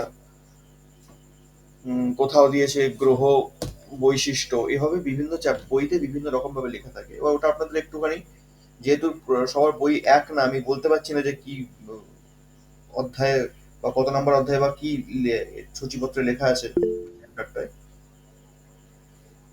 বইটা একটু খুঁজে নিতে হবে আপনাদেরকে কষ্ট করে, যে প্রত্যেকটা গ্রহের প্রথম থেকে শেষ অবধি তার চরিত্র থেকে শুরু করে তার সমস্ত কিছু A to Z সবটা লেখা থাকবে। সুখেন বাবু বলুন। বলছি স্যার, আপনি যে দুটো বই বলেছিলেন না, ওই দুটো বই স্যার আমি খুঁজেছি, মানে বইয়ের দোকানেও বলেছি, ওই মহেশ লাইব্রেরি বলেছিলেন একজন, ওনাকে ওখানেও খোঁজ করেছি, মানে ওখানে গেছিলাম, ওখানেও পাওয়া যাচ্ছিল। মানে কারোর কাছে যদি সন্ধান থাকে একটু দিলে, মানে মানে গ্রুপে যদি কেউ থাকে একটা সুবিধা হয়, মানে বইটা। এখন ব্যাপার হচ্ছে, আমিও আপনার বলার পরে খোঁজ নিয়েছিলাম, কিন্তু কোন বইটা মনে পড়ছে না আমার। তো একজন বললেন সম্ভবত রাধা পুস্তকালয়ের বইটি, আহ, যিনি প্রকাশক ছিলেন তিনি মারা গেছেন। তো তিনি মারা যাবার পর বইটি নতুন করে আর ছাপানো হচ্ছে না, যেটা আমি খবর নিয়ে জানতে পারলাম। যার জন্য ওই বইটি পাওয়া আপনাদের পক্ষে আর সম্ভব হবে না, কারণ ছাপানি বন্ধ হয়ে গেছে। আপনারা এখন ব্যাপার হচ্ছে, আমি বইয়ের নামও বলতে পারছি না, কারণ বর্তমানে অনেক লেখকের বই বেরিয়েছে বটে, কিন্তু ম্যাক্সিমামটা দেখছিলাম উপযুক্ত না। আপনারা একটা কাজ করুন, প্রাচীনী বই নিয়ে নিন। জ্যোতিষ কল্পদ্রুম বলে একটি বই পাওয়া যায়। জ্যোতিষ কল্পদ্রুম, সে যে লেখক যেই হোক না কেন, পদ্ধতি একই হবে।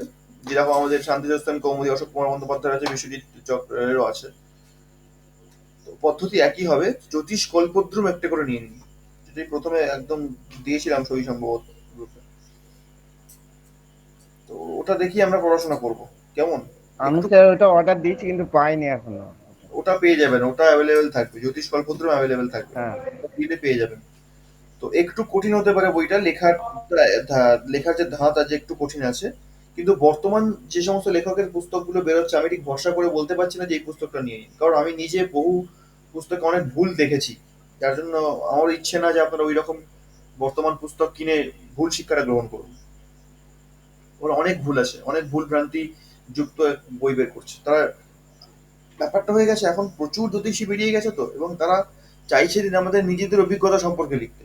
এই করতে গিয়ে মূল যে আমাদের জ্যোতিষ শাস্ত্র সেইখান থেকে তারা সরে গেছে। ম্যাক্সিমাম বই দেখতে পাচ্ছে তারা শুধু নিজেদের অভিজ্ঞতা লিখে গেছে, আর যেটা নিতান্তই 90% ভুল। কিছু বছর জ্যোতিষের লাইনে আছে, কিছু বছর কাজ করেছে, সেখান থেকে তার অভিজ্ঞতা হয়েছে, সেটা গিয়ে তার পুস্তকে লিখে বাজারে ছেড়ে দিচ্ছে। এটা কখনো উচিত না, কারণ আমাদের যে প্রধান মূল শাস্ত্র সেইখান থেকেই সে সরে যাচ্ছে। সে সেই জিনিসটাকে সরিয়ে দিয়ে নিজের অভিজ্ঞতাকে সেখানে স্থান দিচ্ছে। তো এটা ঠিক না। আমরা অভিজ্ঞতা শেয়ার করতে পারি পুস্তকে, সেটা একটা অন্য চ্যাপ্টার হিসেবে রাখলাম, অন্য দিকে রাখলাম, শেষের দিকে রাখলাম, সেইখানে আমরা আমাদের অভিজ্ঞতার কথা লিখলাম। বা আমি যদি কোথাও পড়াই বা আমার যদি ছাত্র থাকে, আমি সেখানে অভিজ্ঞতার কথা বললাম, কিন্তু পুস্তকের মধ্যে মেন চ্যাপ্টারে কখনোই অভিজ্ঞতার কথা ঢোকানো উচিত নয়, যেটা বর্তমান পুস্তকে ম্যাক্সিমাম ক্ষেত্রে দেখা যাচ্ছে। যার জন্য আপনারা পড়ে ঠিক করে বুঝতে পারবেন না, কারণ দ্বিধাগ্রস্ত হয়ে পড়বেন। কোথাও বলছে গ্রহদের চরিত্র এই, আর কোথাও বলছে গ্রহদের চরিত্র এইরকম। মূল গ্রন্থ বলছে যে শনি এবং রবির মধ্যে প্রবল শত্রুতা থাকে। আবার বর্তমান অনেক গ্রন্থে আমি দেখেছি তারা বলছে না, রবি শনির মধ্যে প্রবল শত্রুতা থাকে না। আমি বহু জায়গায় দেখেছি রবি শনির মধ্যে মিত্রতা থাকার জন্য শনি কিন্তু বহু সময় রবির ক্ষেত্রে গিয়ে ভালো ফল দিচ্ছে। তো এটা তো কথা না। এটা তো ফলাফল হলো না। আমরা কখনো এনার্জি নিয়ে কথা বলি না, কারণ সেই ব্যক্তি জ্যোতিষ নিয়ে পড়াশোনা করছে, সেই সম্বন্ধে জ্ঞান অর্জন করছে, সেটা নিয়ে লিখে দিল। কিন্তু এটা উচিত না। শনি আর রবির মধ্যেও মিত্রতা সম্ভব, অবশ্যই সম্ভব, কিন্তু তার একটা ক্যাপাসিটি আছে। যদি কেউ বলে যে আমার আমার ছকে শনি এবং রবি একত্রে বসে বা সমসপ্তমে বসে আছে কিন্তু কোনো নেগেটিভ ফল দিচ্ছে না, পজিটিভ ফল দিচ্ছে, এর অর্থ 100% শিওর সেই ব্যক্তি যেখানে বসবাস করছে তার পূর্ব এবং পশ্চিম দিকটা খুব ভালোভাবে স্ট্রং রেখেছে, যার জন্য রবি শনি চাইলেও তাকে নেগেটিভ ফল দিতে পারবে না। কিন্তু আমাদের তো সেই সম্বন্ধে জ্ঞান নেই, আমরা শুধুমাত্র রবি শনি শত্রুতাকে জানি, জ্যোতিষটাকে জানি। সেইখানে আমার অভিজ্ঞতা হয়ে গেল যে এই ব্যক্তিকে রবি আর শনি ভালো ফল দিচ্ছে সমসপ্তমে বা একত্রে থাকা সত্ত্বেও, আমি সেটা আমার পুস্তকে লিখে দিলাম। তাহলে এবার যারা নতুন পড়ছে, নতুন শিখছে, তারা কি শিখবে, কি বুঝবে? তারা নিজেরাই কনফিউশন হয়ে যাবে। তারা আজকে এই বইটা পড়ছে, নতুন লেখকের বই পড়ছে, কালকে তারা যখন প্রাচীন গ্রন্থ পড়বে, যারা প্রামাণ্য গ্রন্থ পড়বে, তখন তারা কি পড়বে? না, শনি আর রবির মধ্যে প্রবল শত্রুতা, এদের মধ্যে কখনোই মিল হওয়া সম্ভব না, এরা সবসময়তেই কুফল দিয়ে থাকে। তখন তাদের মানসিক লেভেলটা কোথায় যাবে? আসলে শিখবেটা কি ছাত্রটা? এই জন্য বর্তমান যে সমস্ত পুস্তকগুলো বেরোচ্ছে তাতে আমিও খরচা করতে পারছি না বা আপনাদের নামও বলতে পারছি না, কারণ অনেকাংশেই ভুল লেখা, বেশিরভাগটাই। আচ্ছা আচ্ছা, বলছি এই বইটা কি প্রামাণিক তো? ভারতের জ্যোতিষ চর্চা যেটা লেখা আছে শ্রী নরেন্দ্রনাথ বাগল জ্যোতিষ শাস্ত্রী, হ্যাঁ, এগুলো প্রামাণিক গ্রন্থ। তা প্রামাণিক বই। কিন্তু এটাতে আমার যেটা সমস্যা হয়ে গেছে, এখানে বিদেশের ব্যাপারে আর স্বদেশের ব্যাপারে লিখেছে, তো আমার আবার বিদেশের ব্যাপারে আমার তো ইন্টারেস্ট নেই, তো আমি খুঁজতে। আচ্ছা, এরকম দ্বাদশ অধ্যায় লেখা আছে গ্রহ, এবার গ্রহের উপরে শর্ট করে লেখা আছে নবগ্রহের বিভিন্ন নাম, এইটা আমাকে পড়তে হবে তাহলে পুরোটা? হ্যাঁ, ওটা পড়তে হবে। তারপরে দ্বাদশ অধ্যায় বলে এরকম খালি গ্রহ লিখে দিয়ে, তারপর একাদশ অধ্যায় লিখে আছে কোষ্ঠী বা জন্মপত্রিকা, এরকম করে। তাহলে এই বইগুলো মানে এই জায়গা, এটাই আমি বুঝতে পারছি না। এখানে প্রায় ধরুন ত্রয়োবিংশতি পঞ্চবিংশতি অধ্যায় আছে। এখন এর মধ্যে আমি চাইছি যে স্টার্টার বিগিনার্সদের জন্য কোনটা ভালো হবে, কি একটু কয়েকটা পড়বো। এই বইটা যদি আপনি একটুখানি, আপনি এটা বইটার আমাদের নাম বলছেন, আপনি যে আমাদের গ্রুপে আরো কয়েকজনের আছে এটা, কিন্তু তো এটা আপনি যদি একটু আমাদের গাইড করেন। আমরা গ্রুপে মানে অনেক কেউ আছে যাদের কাছে এই বইটা আছে। হ্যাঁ, আপনি যে বইটার নাম বলছেন এটা অবশ্যই প্রামাণ্য গ্রন্থ, কিন্তু এটা প্রচন্ড অ্যাডভান্স লেভেলের বই। তাই? হ্যাঁ, কারণ আপনি দেখুন, আমাকে হুম, হুম, আপনি বইটা পড়লেই বুঝতে পারবেন এটা প্রচন্ড অ্যাডভান্স লেভেলের বই। আর ওর মধ্যে যে ভাষায় বা যেভাবে কথাগুলো লেখা আছে, সেগুলো হুম, হুম। কিন্তু যারা প্রথম নতুন শিখছি যারা, তাদের পক্ষে বোঝাটা একটু হুম। কঠিন হয়ে যাবে। হ্যাঁ, সেটাই তো আমি বলছি যে এত, আমাকে স্যার বলেছিলেন, মানে আমি তো যখন ইন্ডিয়া গেছিলাম স্যার বলেছিলেন এতে দুটোই হবে, মানে তুমি বিগিনার্স থেকে আর ম্যাচিউর অব্দি একটা বই নিয়ে কাজ করতে পারো। আমি বললাম ঠিক আছে, তাহলে তো ওনারাই দেন আমাকে সবকিছু যা এই দিয়েছেন। বইটার মধ্যে যেটা বিশেষ বিশেষ করে থাকবে সেটা হচ্ছে ম্যাথামেটিক্যাল ক্যালকুলেশনটা প্রচুর থাকবে এই বইটার মধ্যে। হ্যাঁ, হ্যাঁ, অঙ্কের ক্যালকুলেশনটা প্রচুর, কারণ যখনই আমরা পুষ্টির দিকে চলে যাব না, তখন শুধুই অঙ্ক। হ্যাঁ। দশা কি করে বের করব, লগ্ন কি করে অঙ্ক কষে বের করব, জাতাহ কি, পরাহ কি, তারপর দণ্ড কি, দণ্ড, পল, বিপল, এই সমস্ত ওয়ার্ড গুলো কিন্তু এই বইতে পাবো আমরা। আচ্ছা, না আমি বলছি স্যার আপনার ক্লাসের সাথে তাল মিলিয়ে চলার জন্য একটু কি দরকার, তো আমি যদি আপনাকে ওই ফটোগুলো পাঠিয়ে দিই আপনি হ্যাঁ এবার পেলাম দ্বাদশ ভাবে কারো কথা 375 থেকে 380। না এইগুলো মানে এইগুলো আমি একটু চাইছিলাম যে আপনি যদি একটু গাইড করে দেন কাইন্ডলি, কয়েকটা জিনিস কি কি পড়তে হবে, তাহলে সেইটুখানি পড়তাম। এখন কি করবো, এটাই কিনে ফেলেছে, আমি তো আবার ফট করে ওখানে অন্য বই কিনতে পারবো না। না, হুম, অন্য বই কিনতে হবে না, ওই বই থেকেই হবে। হ্যাঁ, হুম, একটু হুম, অসুবিধা হতে পারে, আপনার অধ্যায়ের সঙ্গে অধ্যায় নাও মিলতে পারে, মিলবে না স্বাভাবিকভাবেই, সেটা ঠিক হুম, আছে, হুম, কোনো অসুবিধা নেই। আমি সবাইকেই বলবো যেটা পড়তে হবে বর্তমানে, সেটা হচ্ছে প্রত্যেকটা গ্রহদের চরিত্র, কোন হুম। গ্রহ কার সঙ্গে শত্রুতার সম্পর্ক রাখে, কোন গ্রহ কার সঙ্গে মিত্রতার সম্পর্ক রাখে, এবং কে কার সঙ্গে সমতা, এবং তার সঙ্গে সঙ্গে কোন গ্রহ কি রোগ দিয়ে থাকে, কোন গ্রহ কোথায় গেলে খারাপ হয়, কোথায় গেলে ভালো হয়। শুধুমাত্র এইটুকু জিনিস পরের ক্লাসে পড়ে আসুন, আমাদের ক্লাসটা অনেকটা এগিয়ে যাবে এইটুকুর থেকেই। আর বিশেষ কিছু পড়তে হবে না, এইটুকু পড়ে আসুন, তারপর আমি দেখে নিচ্ছি। আমি নেক্সট চ্যাপ্টারে আবার একটা টাস্ক দিয়ে দেবো। ঠিক আছে। একটা সপ্তাহ সময় আছে, একটা সপ্তাহের মধ্যে শুধুমাত্র এই জিনিসটা পড়ে নিন। প্রত্যেকটা গ্রহের কারকতা। স্যার বলুন। স্যার হ্যাঁ, স্যার এই যে জ্যোতিষ জ্যোতিষ কল্পদ্রুম যে বইটা বললেন ওটা স্যার লেখক যে কোনো হলেই হবে তাই তো স্যার? যে কোনো লেখাপড়াই হবে, কোনো অসুবিধা নেই। ওই ওই বইয়ের ধাঁচ একই রকম প্রায়। ঠিক আছে।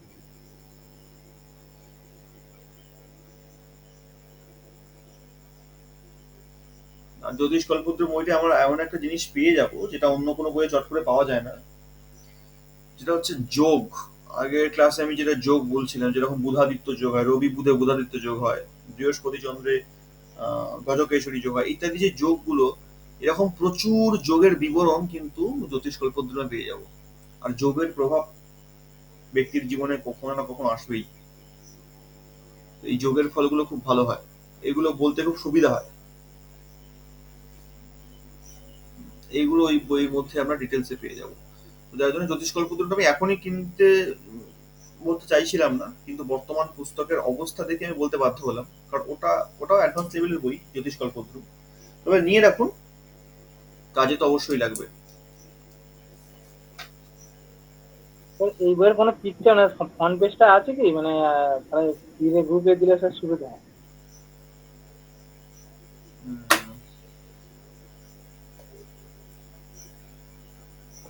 জ্যোতিষ কল্পদ্রুম আমি গ্রুপে একবার দিয়েছিলাম, তখন সম্ভবত জ্যোতিষ পরিচয়ে ক্লাস চলছিল আমাদের, সেই সময় আমি গ্রুপে দিয়েছিলাম। বইটা এখন এই মুহূর্তে আমি সামনে দেখতে পাচ্ছি না, ঠিক আছে আমি পাঠিয়ে দেবো।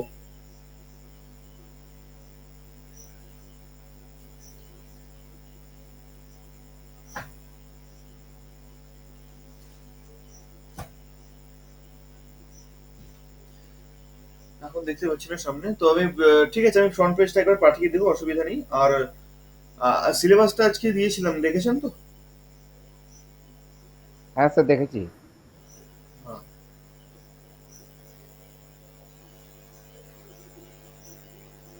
স্যার আজকে রেকর্ডিং পাবো স্যার? আজকে রেকর্ডিং পাবো তো স্যার? হ্যাঁ রেকর্ডিং পাবেন।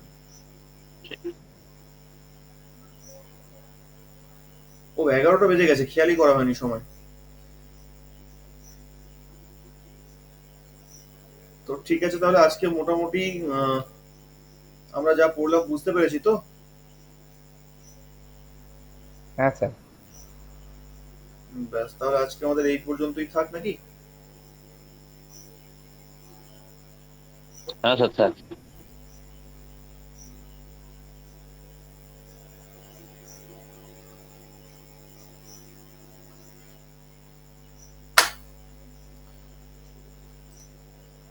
তো আজকে আমাদের ক্লাস এই অবধিই থাক, আমরা আবার নেক্সট ক্লাসে আলোচনা করব। তবে হ্যাঁ, আমার একটাই বক্তব্য থাকবে যে আপনারা যে জিনিসটা আমি বললাম ওটা অবশ্যই পরের সপ্তাহে একটু পড়ে আসুন। একদম না পড়াশোনা করলে, একদম একটু যদি চর্চায় না থাকি আমরা, সেক্ষেত্রে আমার পক্ষে একটু বোঝানো চাপ হয়ে যায়।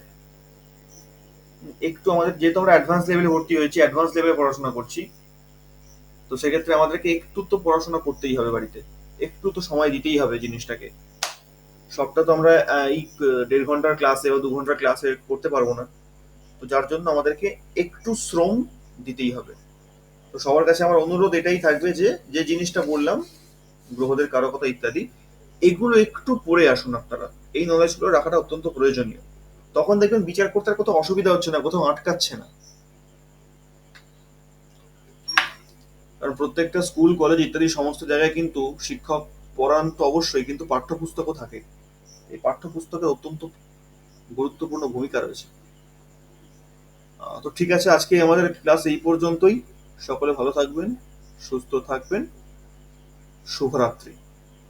দেখা হবে আবার পরের সপ্তাহে। শুভরাত্রি। শুভরাত্রি স্যার। শুভরাত্রি।